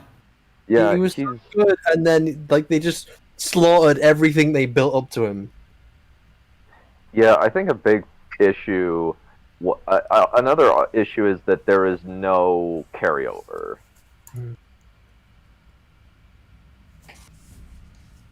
Because, like, the Equalists die after season 1. The Equalists have no carryover. Their movement just dies. It doesn't exist anymore. And so this ultimately doesn't really it would have been neat if there was some carryover, if the Equalists and the task force created by the two brothers kind of were still fighting each other in season 2, but no, completely new conflict, and the new conflict is kind of dumb. The only really good thing introduced in season 2 is Varric, because John Michael Higgins is a comedy quote factory. Absolutely. He is so funny. He lives in my neighborhood. I see him at the grocery store. Really? Yeah, I do. I've seen him multiple times at the same store. Okay, On that's Christmas. That was the last time I saw him. Was Christmas Day in 2019. That's great. Yeah. Awesome. Wow. Anyway, but yeah, he's great. And anybody that wants to see what I think is his the funniest work is watch the Harvey Birdman episodes with Men Talk. The Mind Taker. Yeah, he's a man. Yeah. Or I think some of his best quotes are in Korra, where he says "There's no honey, sir." What? No honey? We're in a bear, for crying out loud. Well, the idea behind the issue is that the villains in opposition has to be competent, and sure, they can have flaws, but they're usually stronger and offer a proper opposition to the main characters. If you don't have that, what are you doing? Why are you wasting everyone's time? What's the point? As Martin Scorsese would say, where's the conflict? Yeah. Where's the conflict? You need to be, it has to be the best kind of conflict. You can't just have these weak-ass opponents. Sure, make them flawed, but make them attack the hero as much and as efficiently as possible. Don't make it this sort of roundabout way, unless they're like an Iago from Othello. He attacks the weakness of Othello, not directly, because Othello's really great at winning fights directly, but not the other side of things, not using the mind or strategically. That's how you want to do differences in villains and heroes. Here's Mike Testa again. Running into wall headfirst begs to differ. Yeah, I know. She just sort of gets angry and smashes through things. That's true.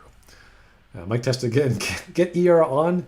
Add Fuel to the fire. Bring him on now. I'm not friends with ER. I have no idea how I would contact him, guys. Hey, I don't Linda, know either. you're a fellow shadow person. Do you know? Do you know ER, you brothers? Is that the law? Well, we could. That could they're very racist, Shiny. Think all shadow people just know each other? Yeah, of course. Yeah, we do. We can plan that for a later date. I hate this last minute thing. I don't like doing it or during the minute thing. So let's think about that later. And if it's a thing, if there's more Avatar videos to critique, we'd be happy to do some collaborations. Sure, why not? Face Amon directly earlier in the season because she's afraid he'll take her identity from her. While impatience is one of her defining traits, another is trepidation. As impatient as she is to solve the problem at hand, Korra is also very reluctant to go in and actually do it. These two things combined are what creates Korra's mental block that further prevents her from airbending. They are two contradictory mindsets in that being But the impatient problem is, it and just then not happens, acting on that this impatience block. results in nothing getting I agree. The reason why she can't do airbending is because she's not spiritual. But the problem is that she can just airbend without becoming spiritual. It just happens. She just does an air punch, and then because she does this thing with the tournament, she learns the footwork of airbending. It's not what he's talking about at all. Like, sure, yeah, never mind. I think I've explained it far enough.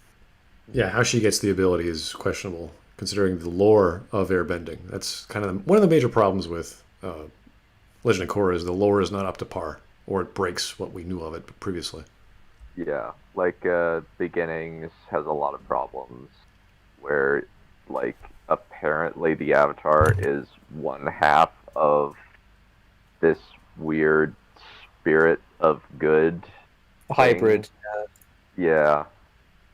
And the Avatar state comes from that and not the previous Avatar's knowledge, like it was in the original. Yeah, in the original, it was the Avatar state was the embodiment of all of the Avatar's knowledge to give such power that was unrivaled. You couldn't rival it. Mm-hmm.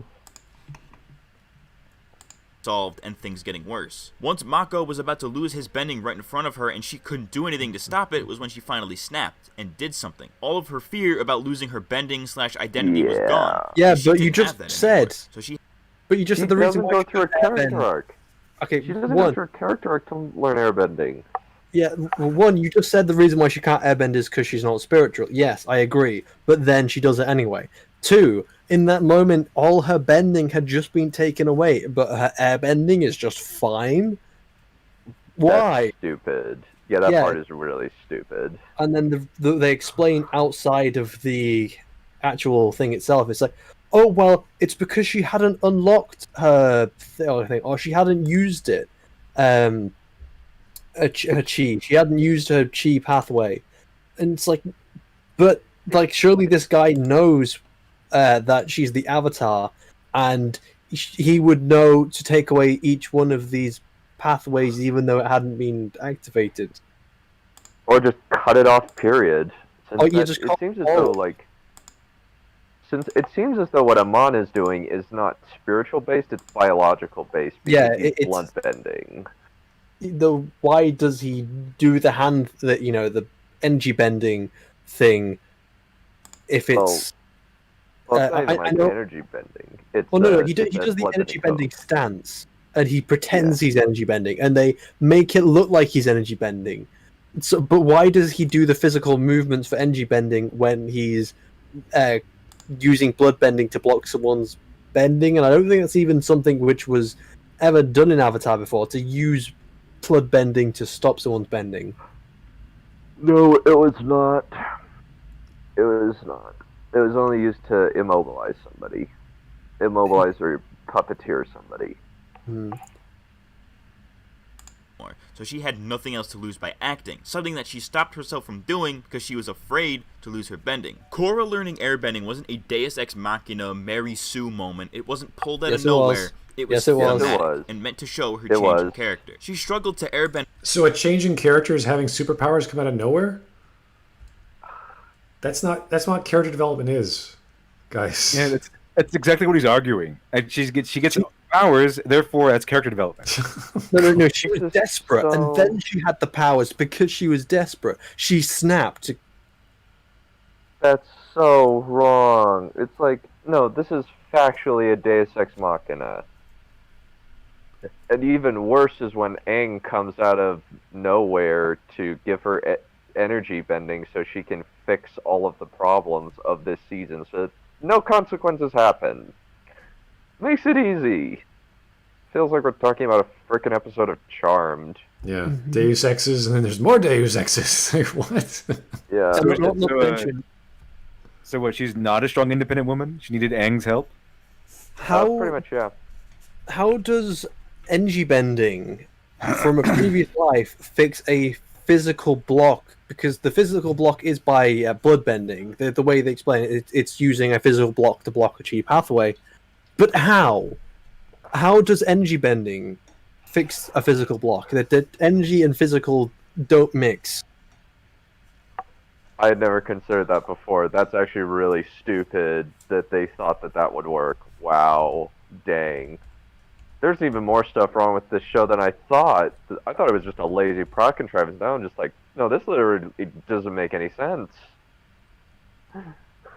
Okay, so we can agree that character development does not involve having powers come out of nowhere. Yeah, like, you gotta have, like, a realization of something. There is a within a psychological change. It's not a supernatural change in that regard of gaining something. It's something you alter. You make a choice where you choose to say, I'm going to now do this. And your personality shifts. Yeah. You now think X as opposed to Y. That's all it is. It could be a good change, it could be a bad change, it doesn't matter.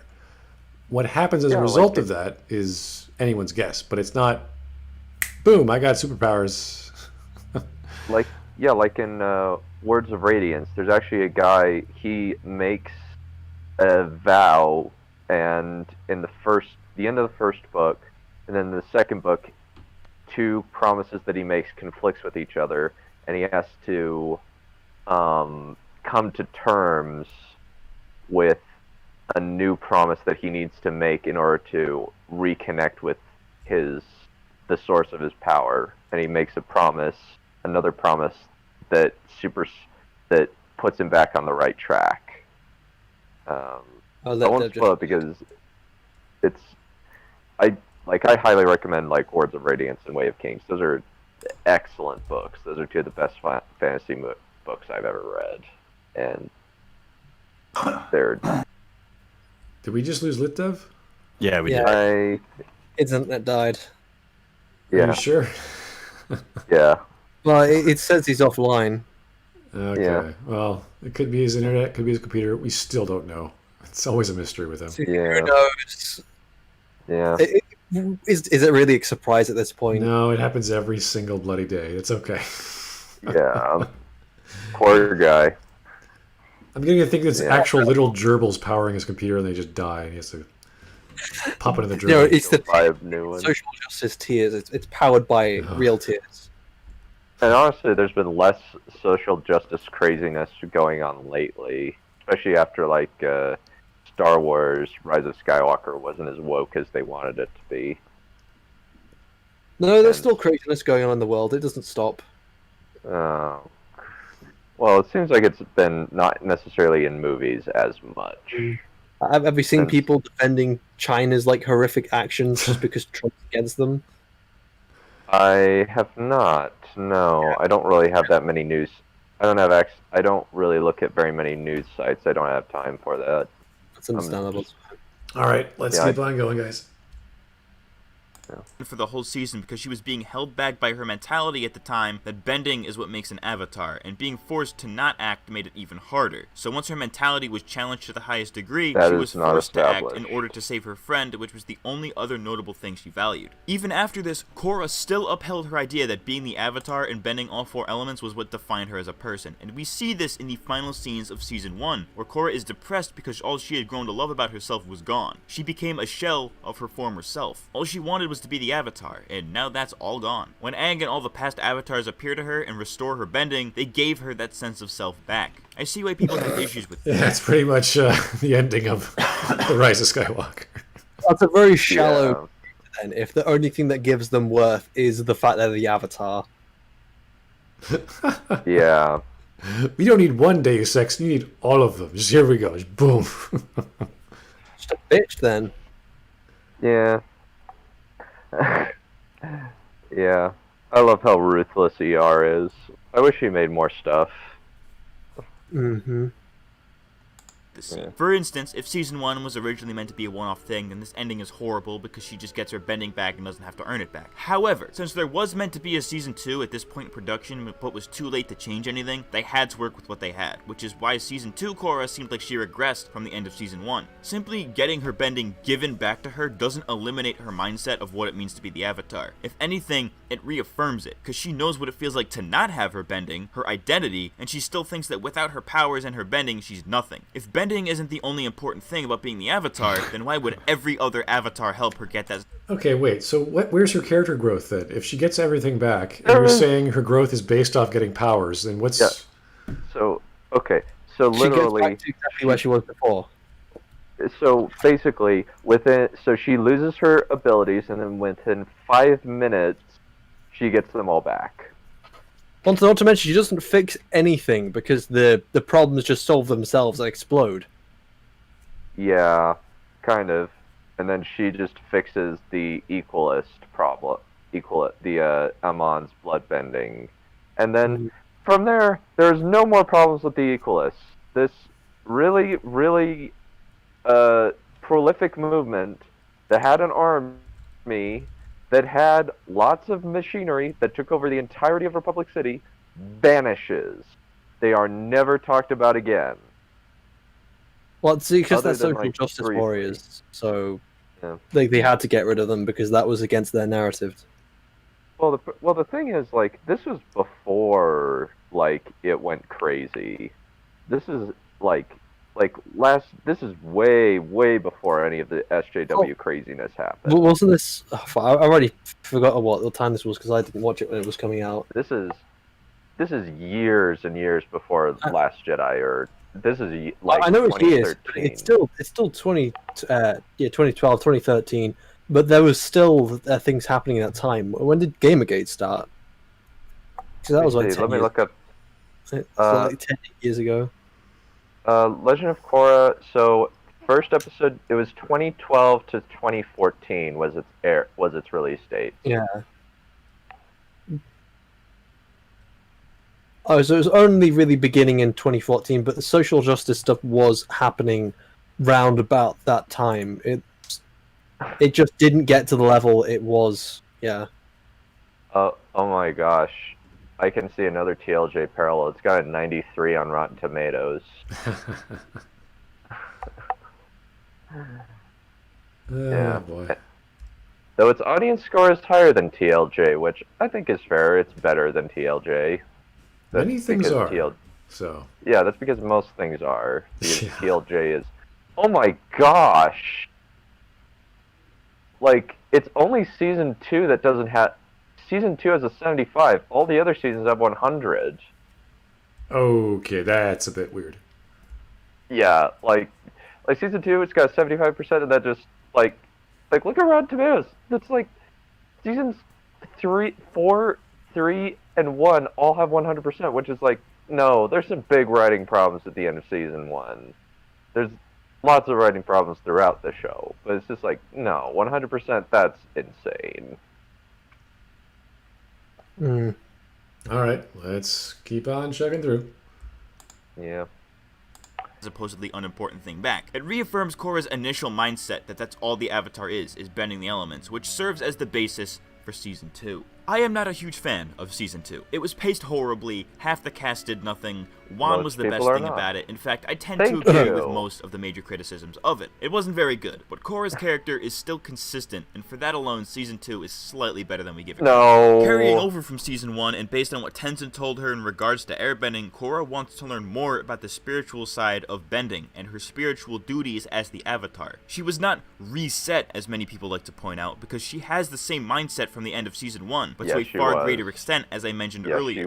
She is stubborn after all. That's another of her defining traits, so her not learning things immediately is not surprising. In Season 2, she faces the same issue. So she's stubborn, but she's always right. In the form of Rava and her connection to the past avatars, things that she now relies on. If she loses or messes up big time like she did at the end of Season 1, she knows that she'll have the past avatars to bail her out. Once she's split from Rava, she doesn't have that option anymore, and she's in the same position she was in at the end of Season 1. She doesn't have that thing that makes her the Avatar, or at least she thinks she doesn't. In the final battle against Unavatu, she learns that the real spirit that makes her the Avatar isn't Rava, but rather her own spirit. In a literal sense, yes, Rava is what allows her to bend all the elements and connect to spirits and be the Avatar, but those abilities are nothing without a good human spirit to wield them. The reason Rava chose Korra to be the next Avatar is the same reason she can become a giant It's a Deus Ex huge Machina problem spirit. because it's still rewriting so much of Avatar's lore.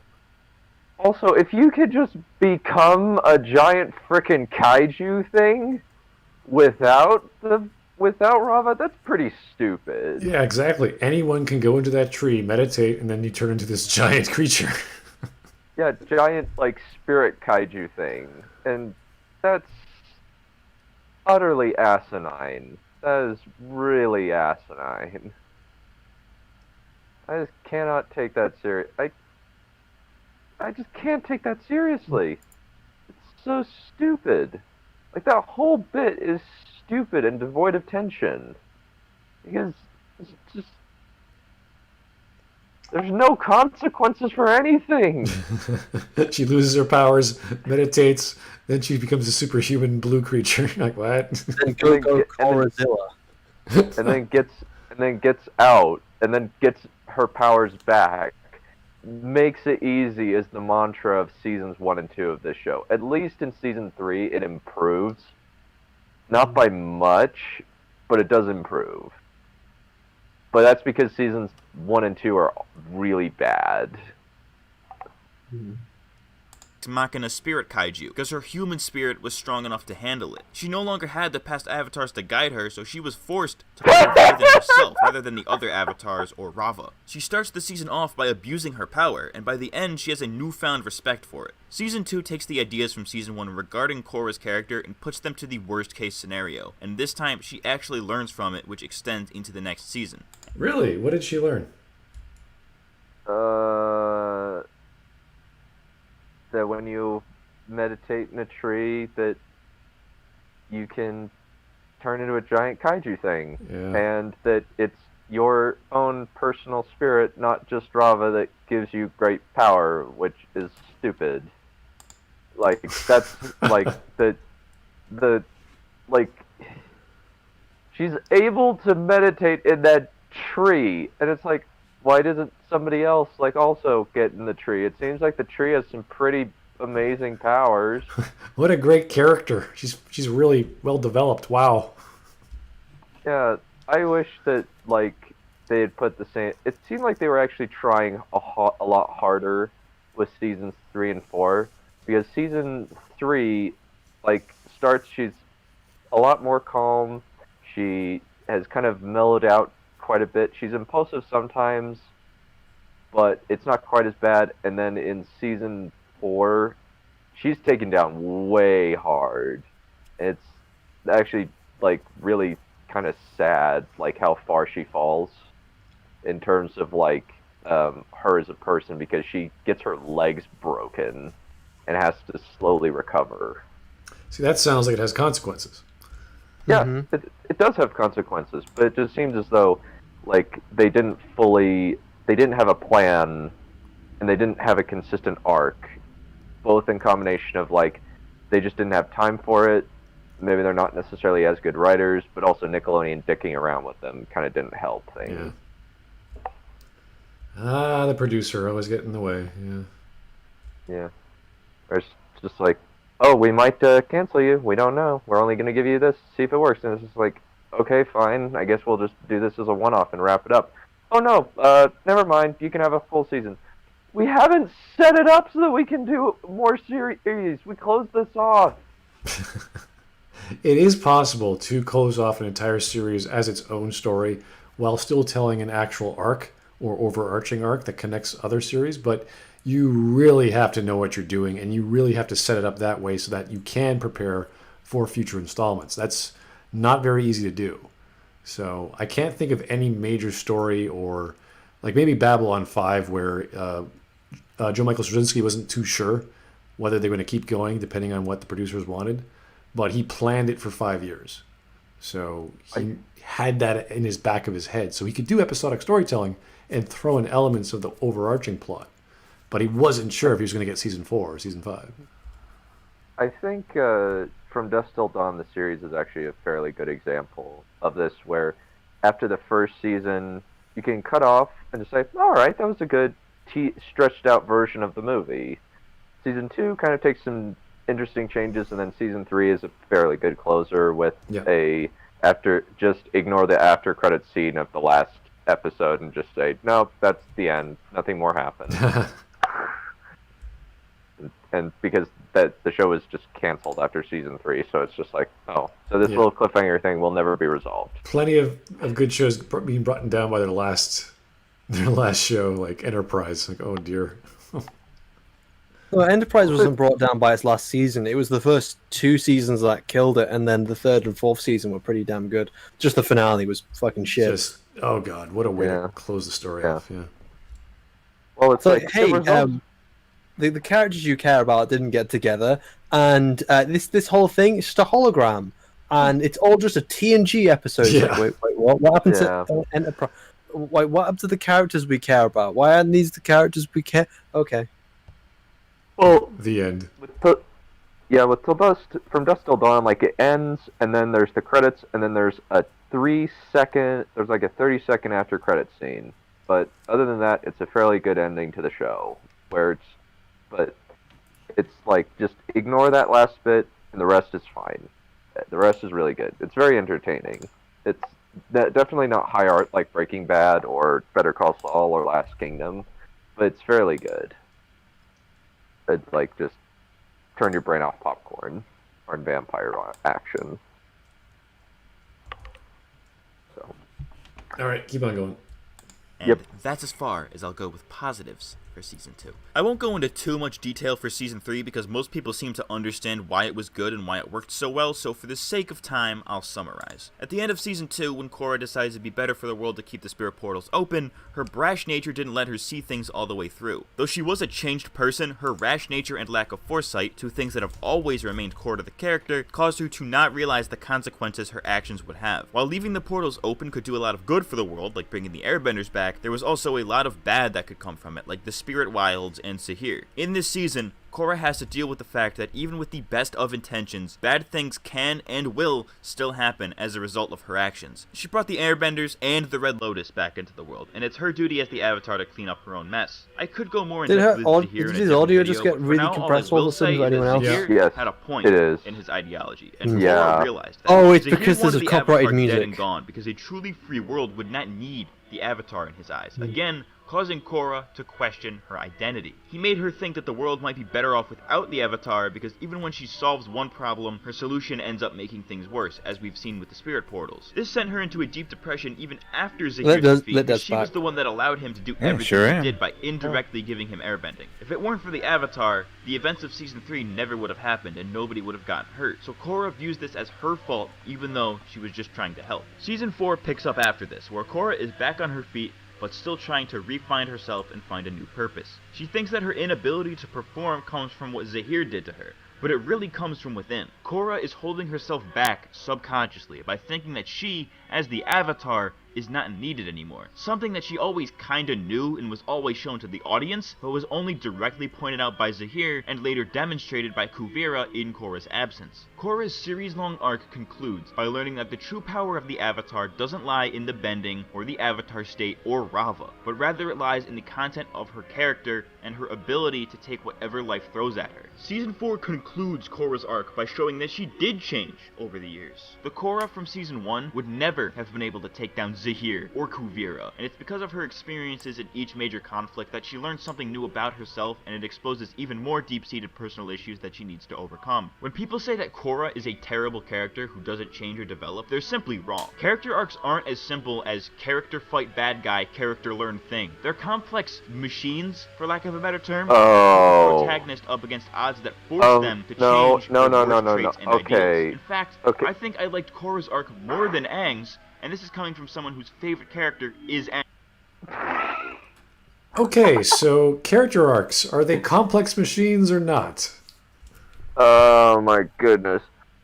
Nobody's making that argument, is that she doesn't have an arc in seasons 1 and 2, and then just kind of becomes the new character that goes on her own arc in season 3 and 4. But it's kind of too little too late at that point, and they're just kind of trying to mush things together, and then they have a giant mecha thing for the ending boss battle. I think the way he's describing it, so he describes it as, what was it, robotic, or like as a machine. Well, so what was the exact word he used there? A complex machine?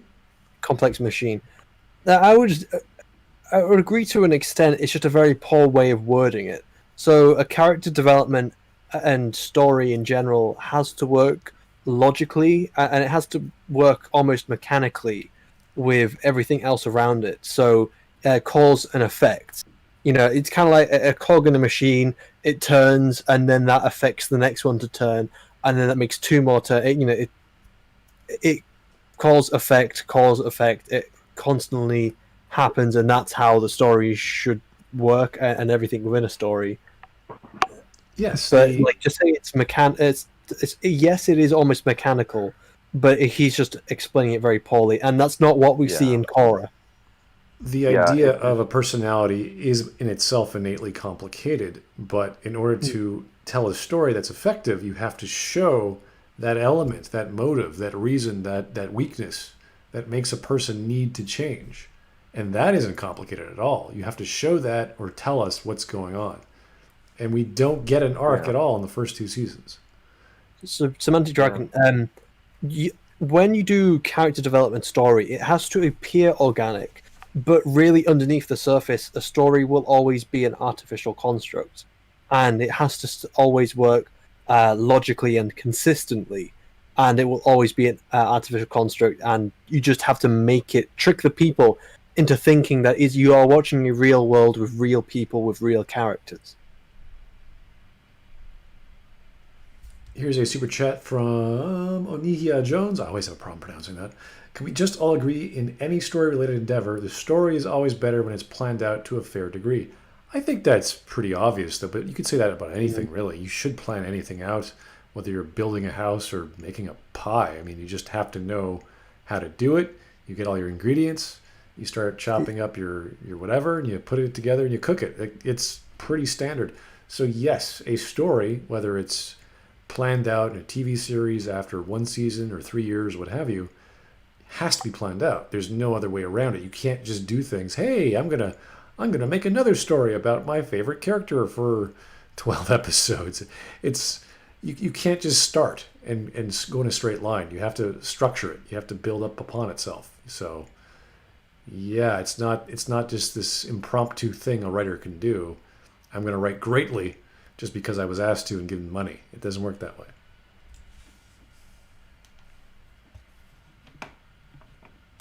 I liked Korra's arc more than Aang's, and this is coming from someone whose favorite character is Aang. While Aang's character development in the original series was great, it's also a little bare bones because Aang is way more mentally in control of himself than the average person, so he comes off as very Yes, steady 'cause he's a monk. who always Well, learns a no, lesson. one, Aang he's a was monk. flawed and learned to deal But with he's his not- flaws. Korra's flaws.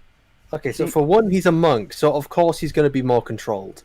But that doesn't make him a worse character.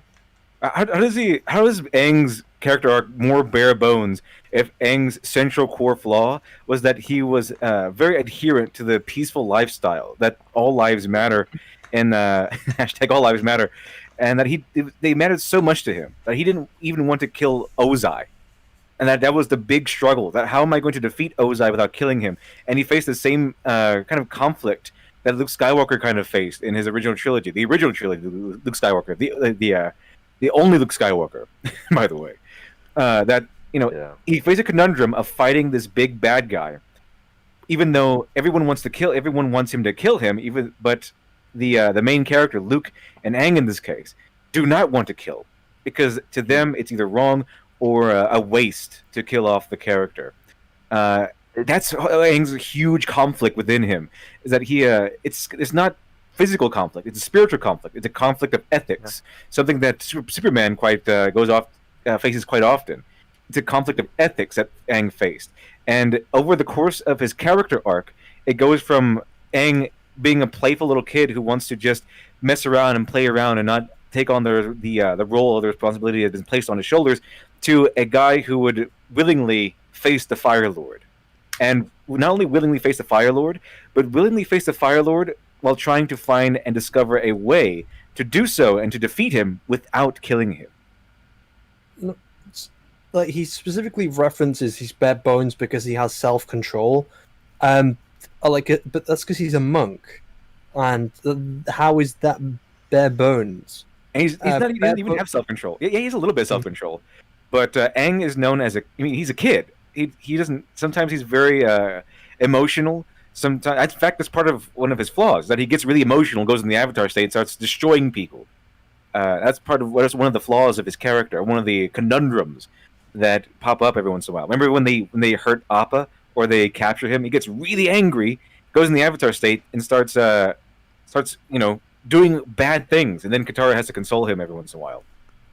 I'm more like trying to talk about the argument of, so if someone does have self-control, does that make them more of a bare bones character?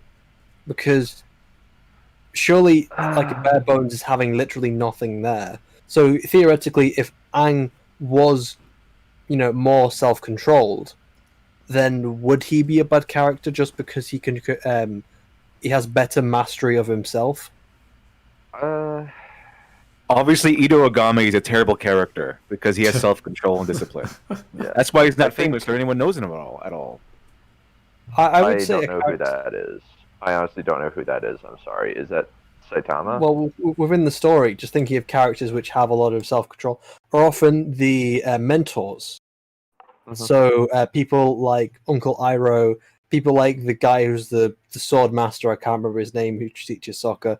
They're all people who have a lot of self-control, but shit. they're not bare bones while having self-control. It seems as though like Aang's arc is more the world against him in a lot of ways, where everybody around him is telling him you need to bend your morals at least for this one action. That's more towards the finale, and Yeah, even then, which you could have loads of discussions about the ending of Avatar because of the way they introduced energy bending, the way they kind of had I suppose the criticisms of it being a cop out, because I'm still not decided on if I think the ending is good or bad, but I enjoyed it enough, and that there are arguments to be made about it being a cop out of not of Aang killing and all that. The question of whether someone is skilled enough, whether we like them, there's many reasons why we like a character, and the example of Ito Agami is that he earned all his skills. We know him. He has achieved this status, and he is very proud of that. With Korra, she's just sort of born this way. Everything's handed to her. She's kind of the golden child. She never learns anything. She does learn some things, but it's not really a quest we care about because the character's not likable enough. Yeah. Whereas with Ito Also, Agami is the pinnacle. He's like, this is what I've become. I'm the best there is, and now they want me to die, and now we feel sorry for that because he's so proud of what he has to do. So he goes on his quest for revenge. Korra, not very. Yeah. Minister X. A big issue here is that there is no centralized conflict for the show. It is very isolated with each season with slight carryover. Very, very minimal carryover, especially in like season 3 and 4 are the only seasons that have like cause and effect. With season 2 like having like stuff at the end that comes in. But there are actual like consequences in season 3 that go into season 4. But the issue is it just seems like there was no plan for a centralized conflict that would drive the character arcs. And Minister X. Oh, sorry, go. I was going to say, Minister X said, I thought you finished, that's where I started. I have to find it. Oh, here it is. He's confusing being a calm character for having no personality and being a crazy dumbass for having lots of personality. Or having some complexity. Still, the definition of bare bones character, I'm still, what does that even mean? I can make a bare bones character by not my definition of what it means to have a character, but that would be a good thing because you need certain elements to make a character. So that's fine. So him saying Aang's a bare bones hero or this or that, I'm like, yeah, and well, how is that bad? So maybe it's not interesting enough to him. That's what he might be saying. I would say bare bones is often implying that you have no kind of depth, or like you only have what you need, and we had a conversation about this before on Glib stream about what you need for a character and what is nice. So there is kind of like a standard. So pretty much the bare bones I would interpret is it's pretty much no depth to the character. They're just there. They're doing the actions. I suppose you could describe characters like Ray being bare bones. Hell, I would say Korra is probably more bare bones. there's probably better ways I could definitely word it. Well, let's not try to read into what he's trying to say about his own definition. So let's just keep on going. Agent Yokai Zero, hey, what? I'm not oppressing anyone. You're oppressing yourselves. Yes, well, that was a fun moment in the show. Lots of fun moments like that in that show, right, guys? Yeah. Flaws led her to find even deeper flaws within herself, which makes for a much more relatable and complex character arc. Korra had her ideals much more relatable and complex. Okay, that's two very interesting statements to make. I don't understand how it's relatable. Maybe to relatable to people either. who want everything being fixed for them and don't take any responsibility for themselves and think they're always right. Yeah, relatable means simple. Relatable is not necessarily good. It's not necessarily, necessary. I don't need to always have to relate to the hero. I can empathize with them, but not always can I or should be able to relate to them. It's just being relatable doesn't necessarily mean it's a good character by any means. It's often just a way you can, again.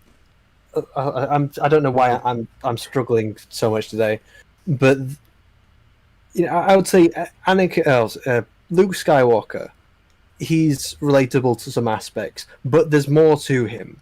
You can't just have they're relatable, because there has to be more than just that to give this character depth. Right, and but even then, I don't think Korra's that relatable. His definition implies that relatability somehow makes something more complex. Well, I would say that exact opposite. Because something's so simple, I can understand it better, and I can relate to what's going on. It's like, this guy is feeling X or doing X. That doesn't make his character have conflict within themselves or have them layers of feeling and emotion that has some deep-rooted phobia of something. Not necessarily. So I would say the clearer and simpler the character, the more relatable they are, the better I can understand where they're coming from and what they want to do, which sounds to me better than complexity. I think an example might be I can empathize with Tyrion Lannister, but I can't relate to him very much. Sure. That might be an example, or even somebody like Arya Stark. I'm not a 12-year-old girl, but I can relate to her because Joffrey. We all hate Joffrey, but we understand him. He's a crazy person. It's like, he's nuts. He's a psychopath. Gotcha. Fine. Is he complex? Could you say relatability is subjective? It's a subjective aspect of your enjoyment. No, it depends on what element is relatable. If you're talking about the human condition, I think we can all relate to that. If we're talking about a rich king boy child who thinks he's God, then no. But we understand that personality type. We understand that mentality. We understand the emotion, the anger, the pride. We get that. Those are basic stuff. And you need that level of conveyance to the audience. Say, hey, this guy is feeling X, Y, Z and thinking X, Y, Z. It's like, good. I get it. And if that's all there is, he's not complex. If there's more there's to different kinds of relatability then. There's different ways of telling a story about a character and characterizing them in a certain way. So what I mean by relatable, it's things that everyone can grasp, regardless of your audience. So if you're a bum off the street or you're a Fortune 500 company CEO, you can say, this is a human component to this. Then is Korra really that relatable? No. She is very two-dimensional. She's not complex in that capacity, but he says relatability equals complexity, and I'm like, is she that complex, really? Is her personality that diverse, and she has all these aspects of her mind reaching out to her spiritual side and her desires and her needs and all these? It's like, well, not really. She just wants to. She's enthusiastic. That's about it. She gets emotional. Good. I mean, that's simple enough. But complex, no. Yeah. Challenged way more than Aang did, and I think more effectively. In terms of spiritualism, Korra's spiritual journey was way more impactful than Aang's. Aang had challenges, sure, but since he was an airbender, the most spiritual of all benders, he was able to solve them relatively easily. Korra Yeah, it's because he's an airbender. It's not because he's been trained as a monk his entire life. Yeah. It's not that he's actually like spiritually in tune with things to begin with. Like my favorite thing about Aang is that he has that childlike sense of wonderment. You know what I mean? He's like, hey, the world can be a beautiful place. Let's go slide down a rainbow. Let's go down that mountain on skateboards and shit. He's out there trying to have fun. He loves nature. He doesn't want to hurt anybody. That's why he's a vegan or a vegetarian or whatever. He's vegetarian, yeah. He's very much the link between the spiritual world and the material world, which in this show is taken as literal because there is a spirit world and all of that. And Korra is just kind of blundering around and doesn't even know what money is. So which of these characters is more relatable? I think part of it is just like Korra is competent in kind of the wrong ways. Come on, guys. Aang just opened the door. Korra just wrecks shop everywhere. Obviously. Yeah. I think like Brandon Sanderson breaks down like creating like a character that's relatable in 3 categories: competence, moral standing, and proactivity. And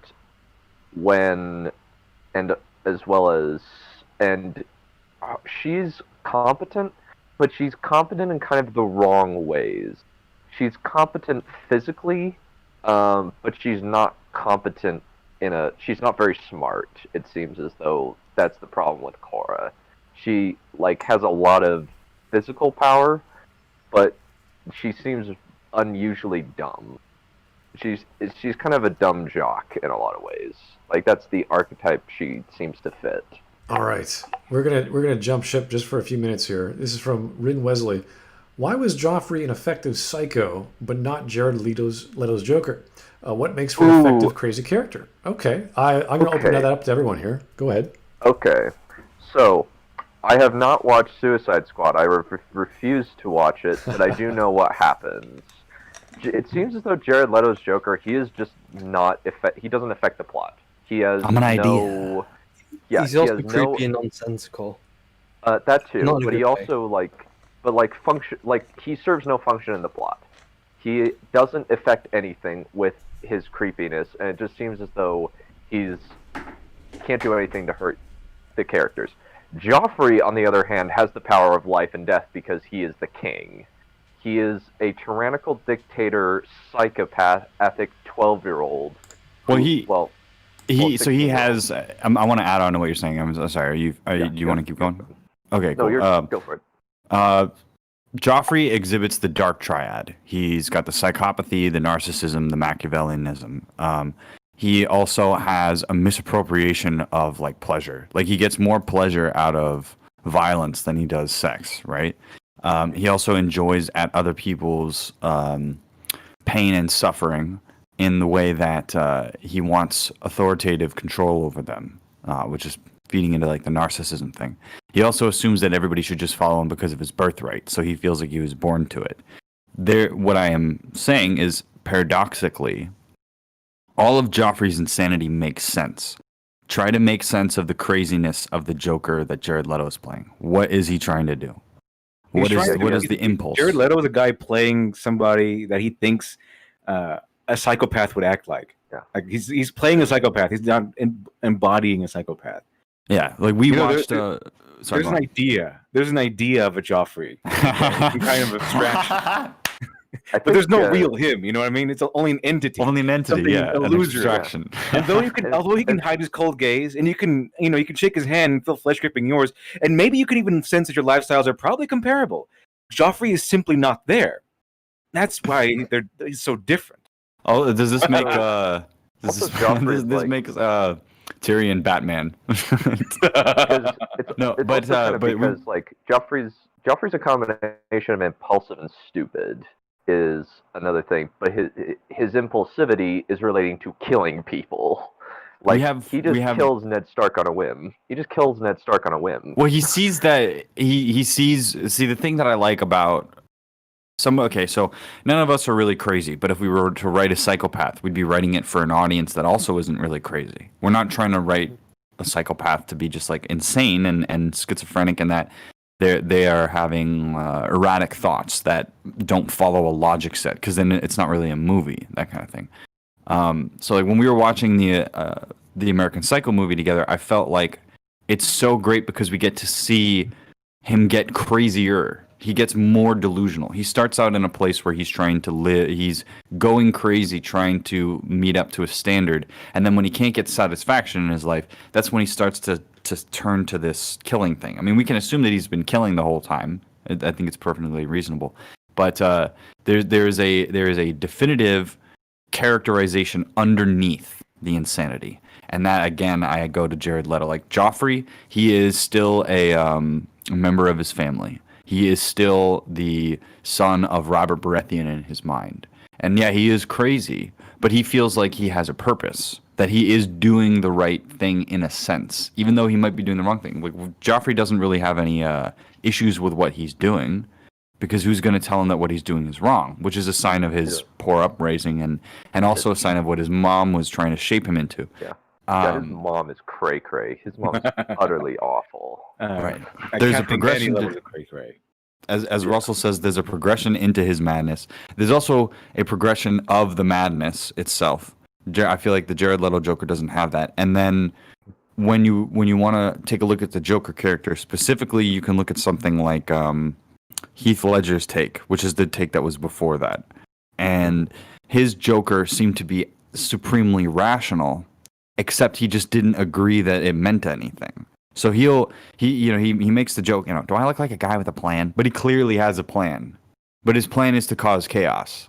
And so he's challenging Batman all the time, and maybe he finds joy in what he's doing. Maybe that's his motivation. But what I'm saying is that character underneath the insanity that motivates the thing that motivates the character in a rational sense, and then is taken to a point of insanity after the initial idea, that to me is what makes an interesting psychopath character. Like, if you go and you look at all of the old videos of Jeffrey Dahmer, or what do you call it? Oh, what's there's one guy that's perfect for it, because he's like the perfect psychopath. He's Charles Manson. O.J. Simpson. No, not O.J. It's serial killer. They executed him. You know what Ed Gein said about women? You know what Ed Gein said? That's not Ed Gein either. It's more recent than that. I know. Everybody's going to figure out what this is afterwards. But anyway, the point is that he felt like, and part of the personality was you have an insane person who's trying to rationalize their insanity, and they're also trying to offset their own actions on other people. So this guy would say that he blamed pornography and all of that for his desire to kill women. Those two things, there's a leap in logic there. There's a leap in responsibility there. There's a leap in empathy there that's missing.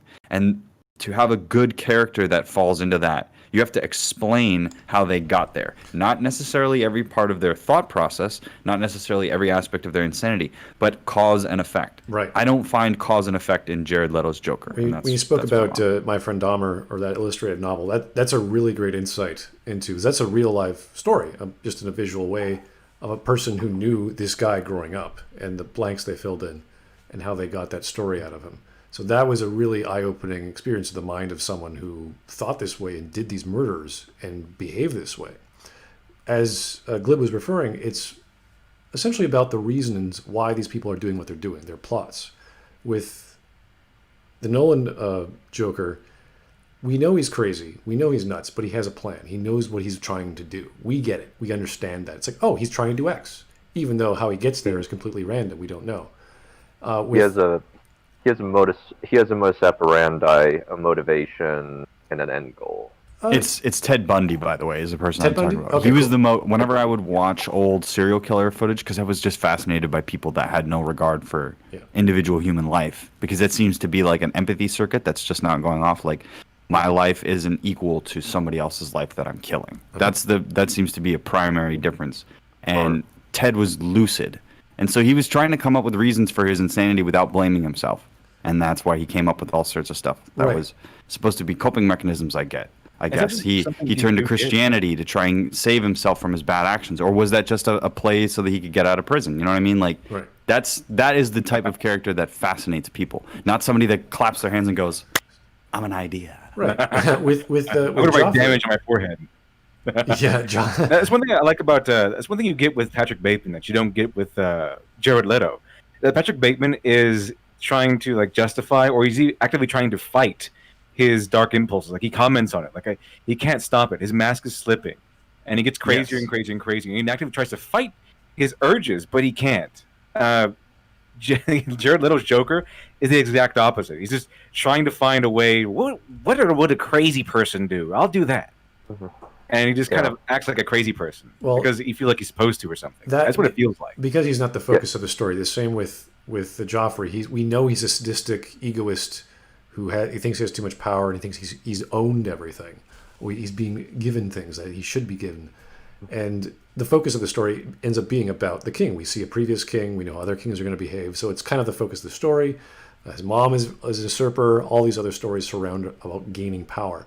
With Jared Leto, I think his plot is to get with his puddin, to get his girl, but he treats her like a whore, and he's kind of a murderer, and he's kind of a gangster, and he's kind of a bar owner. He's a little bit of everything. You sit there like, what is he trying to do? What's his purpose here in the story? And he doesn't really have one. So just having him as window dressing, like a weird window, what is that weird looking window? Why is it there? It doesn't look right. And even because we have a preconceived knowledge or understanding of what the Joker is, we're like, well, that's not the Joker. That's like a gangster ripoff. Like, who would write this that way? So there's a combination of things happening with Jared Leto's story, but it's really about the writing and the setting of whatever Suicide Squad was supposed to be. So having a tertiary character that is a major Batman villain goofing around is just silly. Yeah. So he's also not very dangerous. Like, in terms of his place in the plot, Joffrey's dangerous because he's very unpredictable and impulsive and will just kill anybody on a whim. Jared Leto's Joker doesn't do stuff like that. He just, like, acts weird.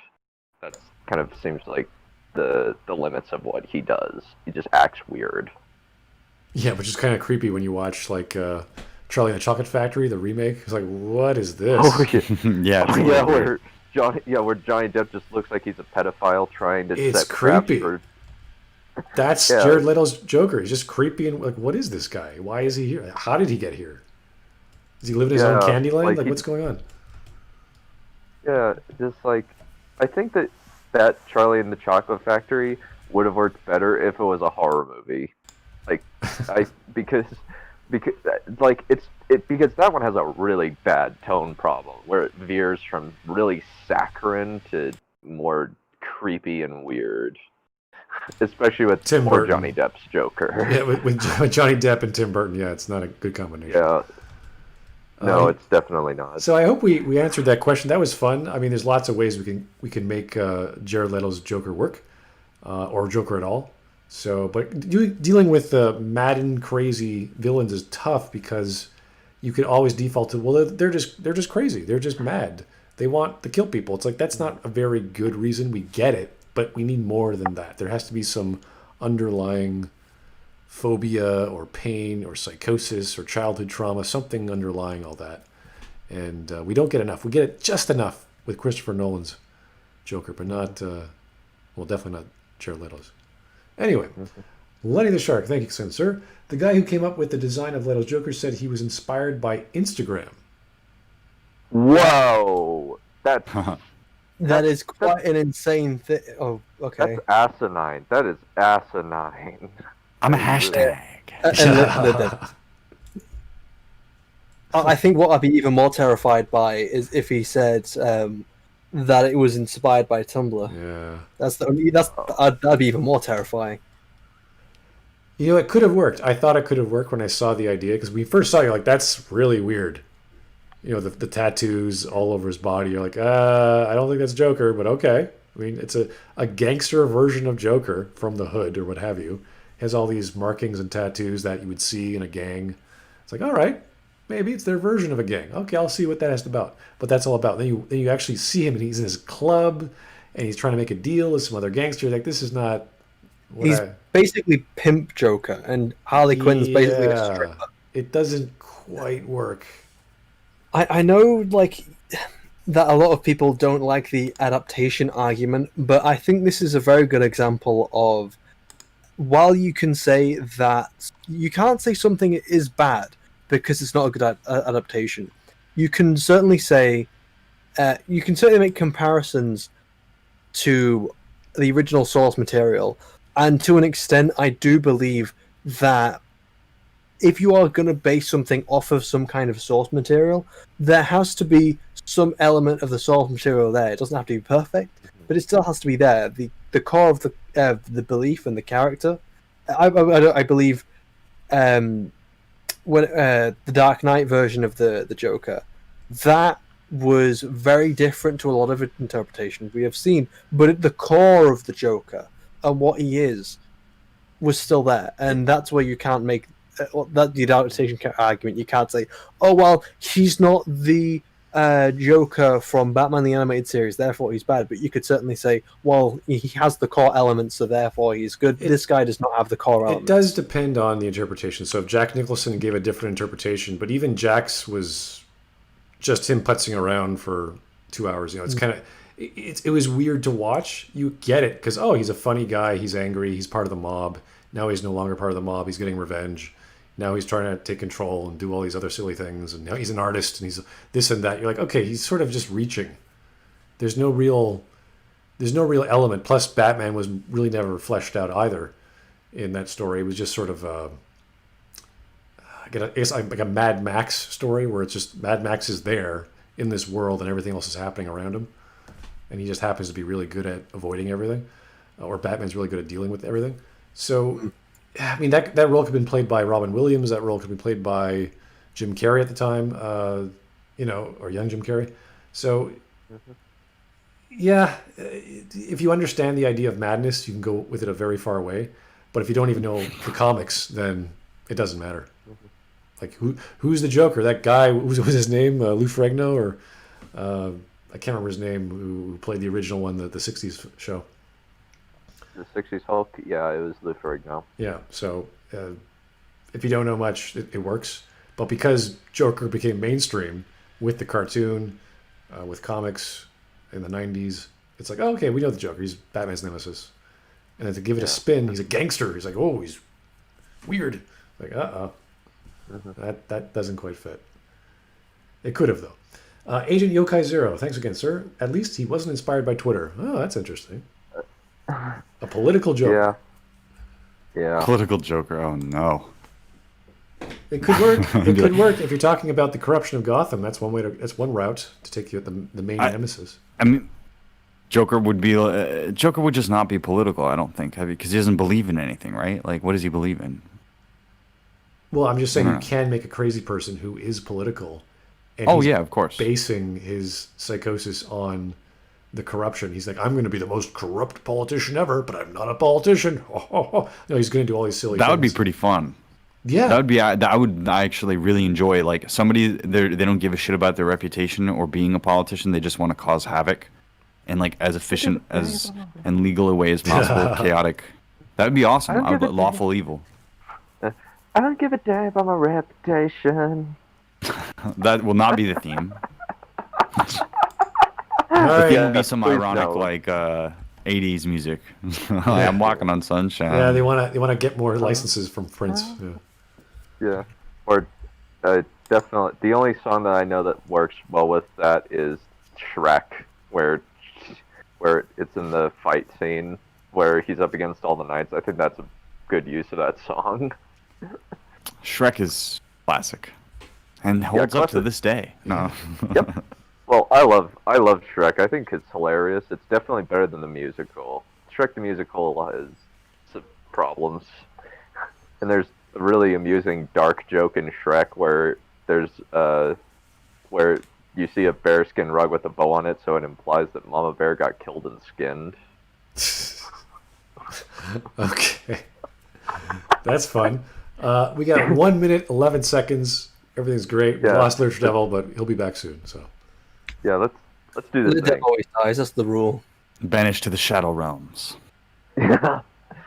Yeah, It's apparently almost he like ran someone at the lowest level of hell cut his internet.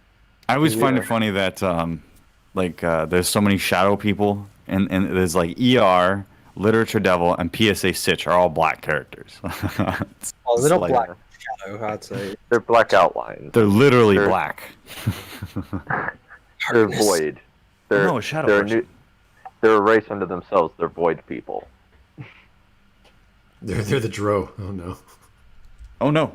Korra didn't have any of that let's keep spiritual going, shall we? training and had to figure out not only that stuff out, but also her own personal problems on her own. Spiritualism isn't just messing around with cosmic energy. It also has to do with self-perception and self-worth, and Korra's arc handled that beautifully, as I explained earlier. Just because Granted, you was a say little it does, rough around the doesn't edges. mean it does. That's a lie. You can say whatever the hell you want. It doesn't make it true.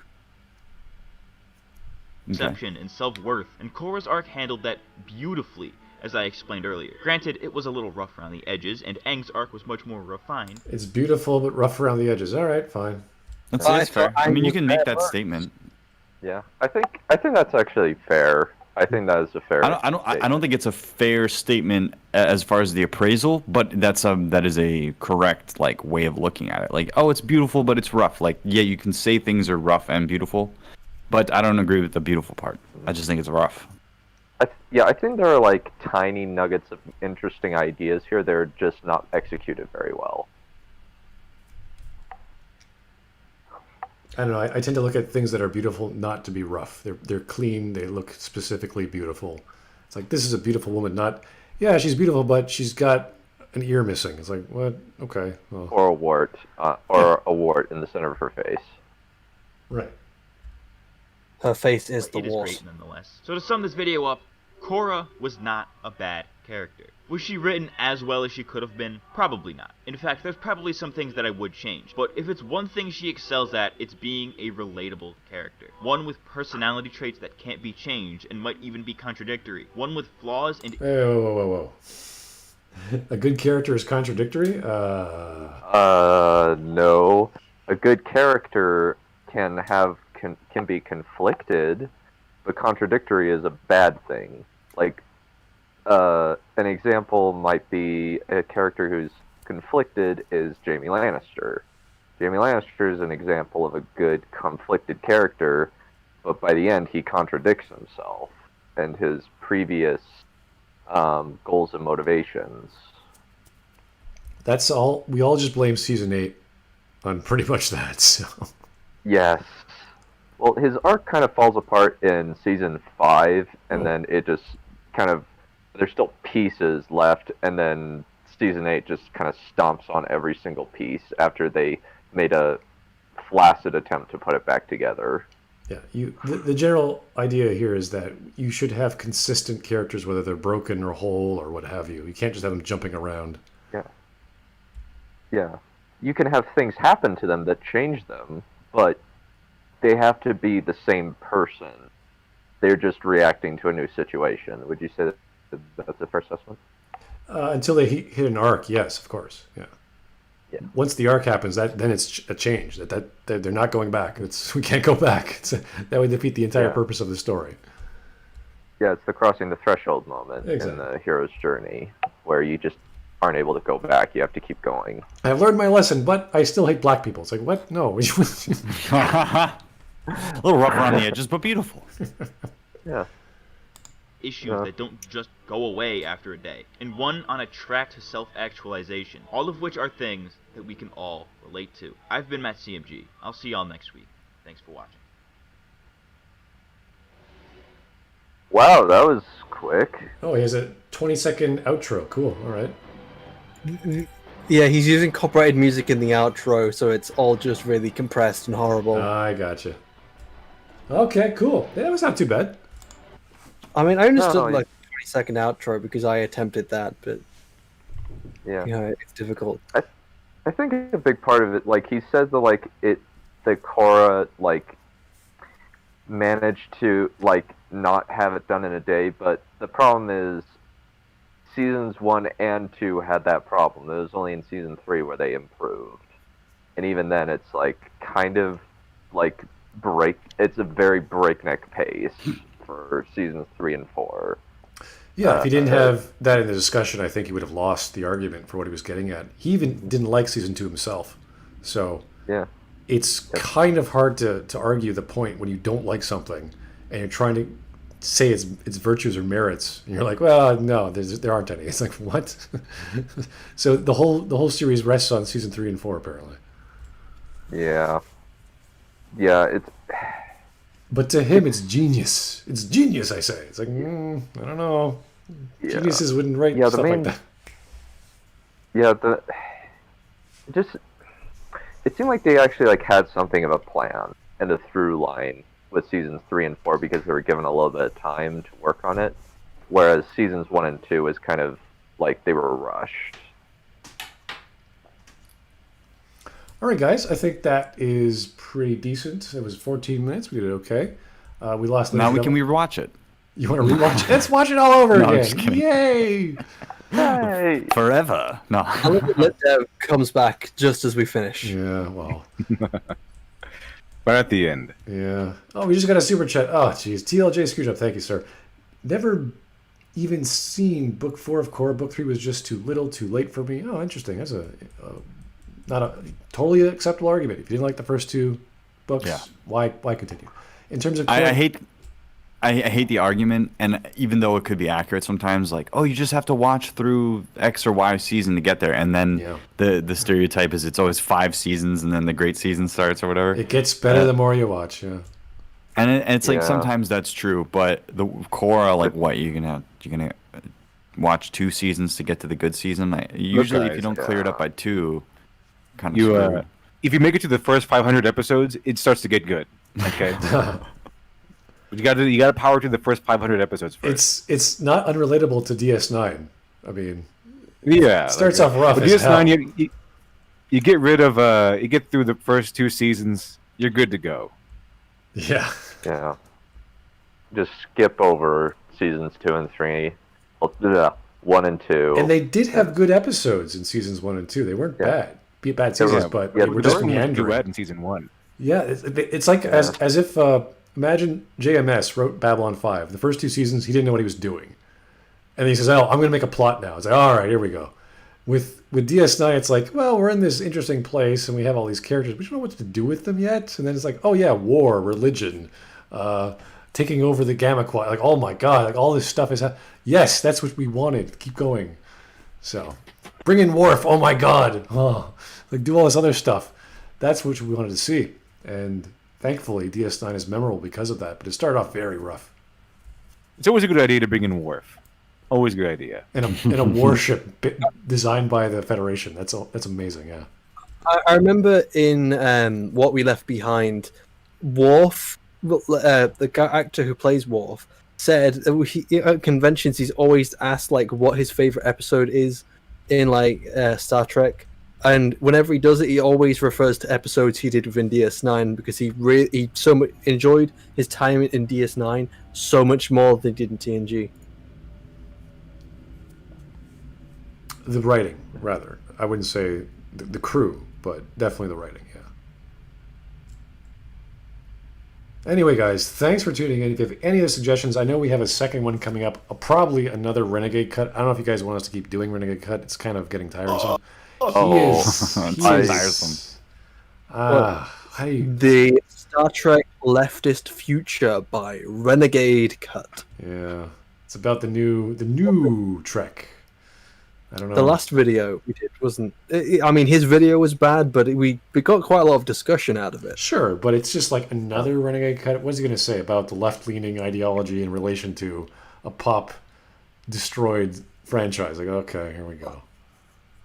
I've got a feeling it's going to be a more of it's like how Star Trek is really leftist, Yeah. and it's going to be talking about like kind of like how he talked about. Oh, for fuck's sake! Why did my mind keep going blank today? Andy, one of those days. It might have been the rum this time. Blame the rum. in the rum. I Where's the other room going? should always just blame the rum. Fascism, like kind of like how we started talking about fascism in Star Wars. We'll probably do the same with like leftism and communism in Star Trek. Gene How could you Roddenberry was a forget the word Democrat. fascism? How could you forget the word fascism? You heard it like 5 million times. Look, I don't know why my mind's been going blank so lately. I'm not drunk. I'm just I don't Plus know. the My rewatch. not quite working right. Anyway, if we're not going to do that one, that'll be our default. But if you guys have any suggestions before then, leave them in the suggestions channel on the Discord. That'd be great. Anything else you guys want to close with? I think we're good. We're good to go. So, I was looking at this picture of Korra, and I'm comparing it to the picture of Aang, the usual picture of Aang of looking at him from behind with his staff. He's looking like he's looking on into an adventure. Korra looks like she just stumbled upon this other part of the city while drunk or something. Like she just got finally, I'm not lost anymore. Well, I have another Also- book coming out in a couple of days, Ooh. so I'm excited for that. just because I've seen this in chat and I've just noticed, someone said, "Isn't Clone Wars a similar way where it doesn't get good until later seasons?" I would say, to an extent, yes, but it doesn't take that long, and you could still find good elements within the first season, and in the second season, you start to see a lot of those good elements pick up, and by the third season is where it starts to really pick up the pace. And the fourth and fifth season are fantastic, and then Yeah, once they switch from 3D to 2D, you know you hit the sweet spot. what the fuck? I think What? Dunn, you there? yeah, I'm still here. You saying I think? I thought I died for a I second. was just going to say I think that with Clone Wars there's less of a like overarching narrative with it. There are like tidbits of an overarching story, but it's not like Korra where it's like a solid story, straight line what- story. So so when you talk about Clone Wars and Korra, yeah, what you're talking about with an overarching story, the thing is when you go shows like Star Trek and Clone Wars where they have self-contained stories, you don't have to watch the terrible episodes. You know, you can watch Star Trek and you can ignore all the bad TNG episodes and you can just keep going to all the good ones. But when it comes to a show like Korra, where it's all one big overarching story, you have to watch each episode and you can't skip the terrible ones. Because you have to watch the beginnings episodes to understand what the fuck's going on with the rest of them. All right, here's TLJ Screwjob. Thank you again, sir, and good night. Also good to see the Smudcast finally EFAPing to Korra. Wait, yeah, well, we did our best. We didn't take 2 hours or 3 hours. We took 2.5. So just the right amount of time to cover a 14-minute video. So thanks Remember for joining to us. follow all our channels in the description if you haven't already. Yeah, I'm going to be talking to Dunn about his book soon, so that'd be great. But we'll talk to you guys soon. Thanks for tuning in, and we'll see you later. Yeah.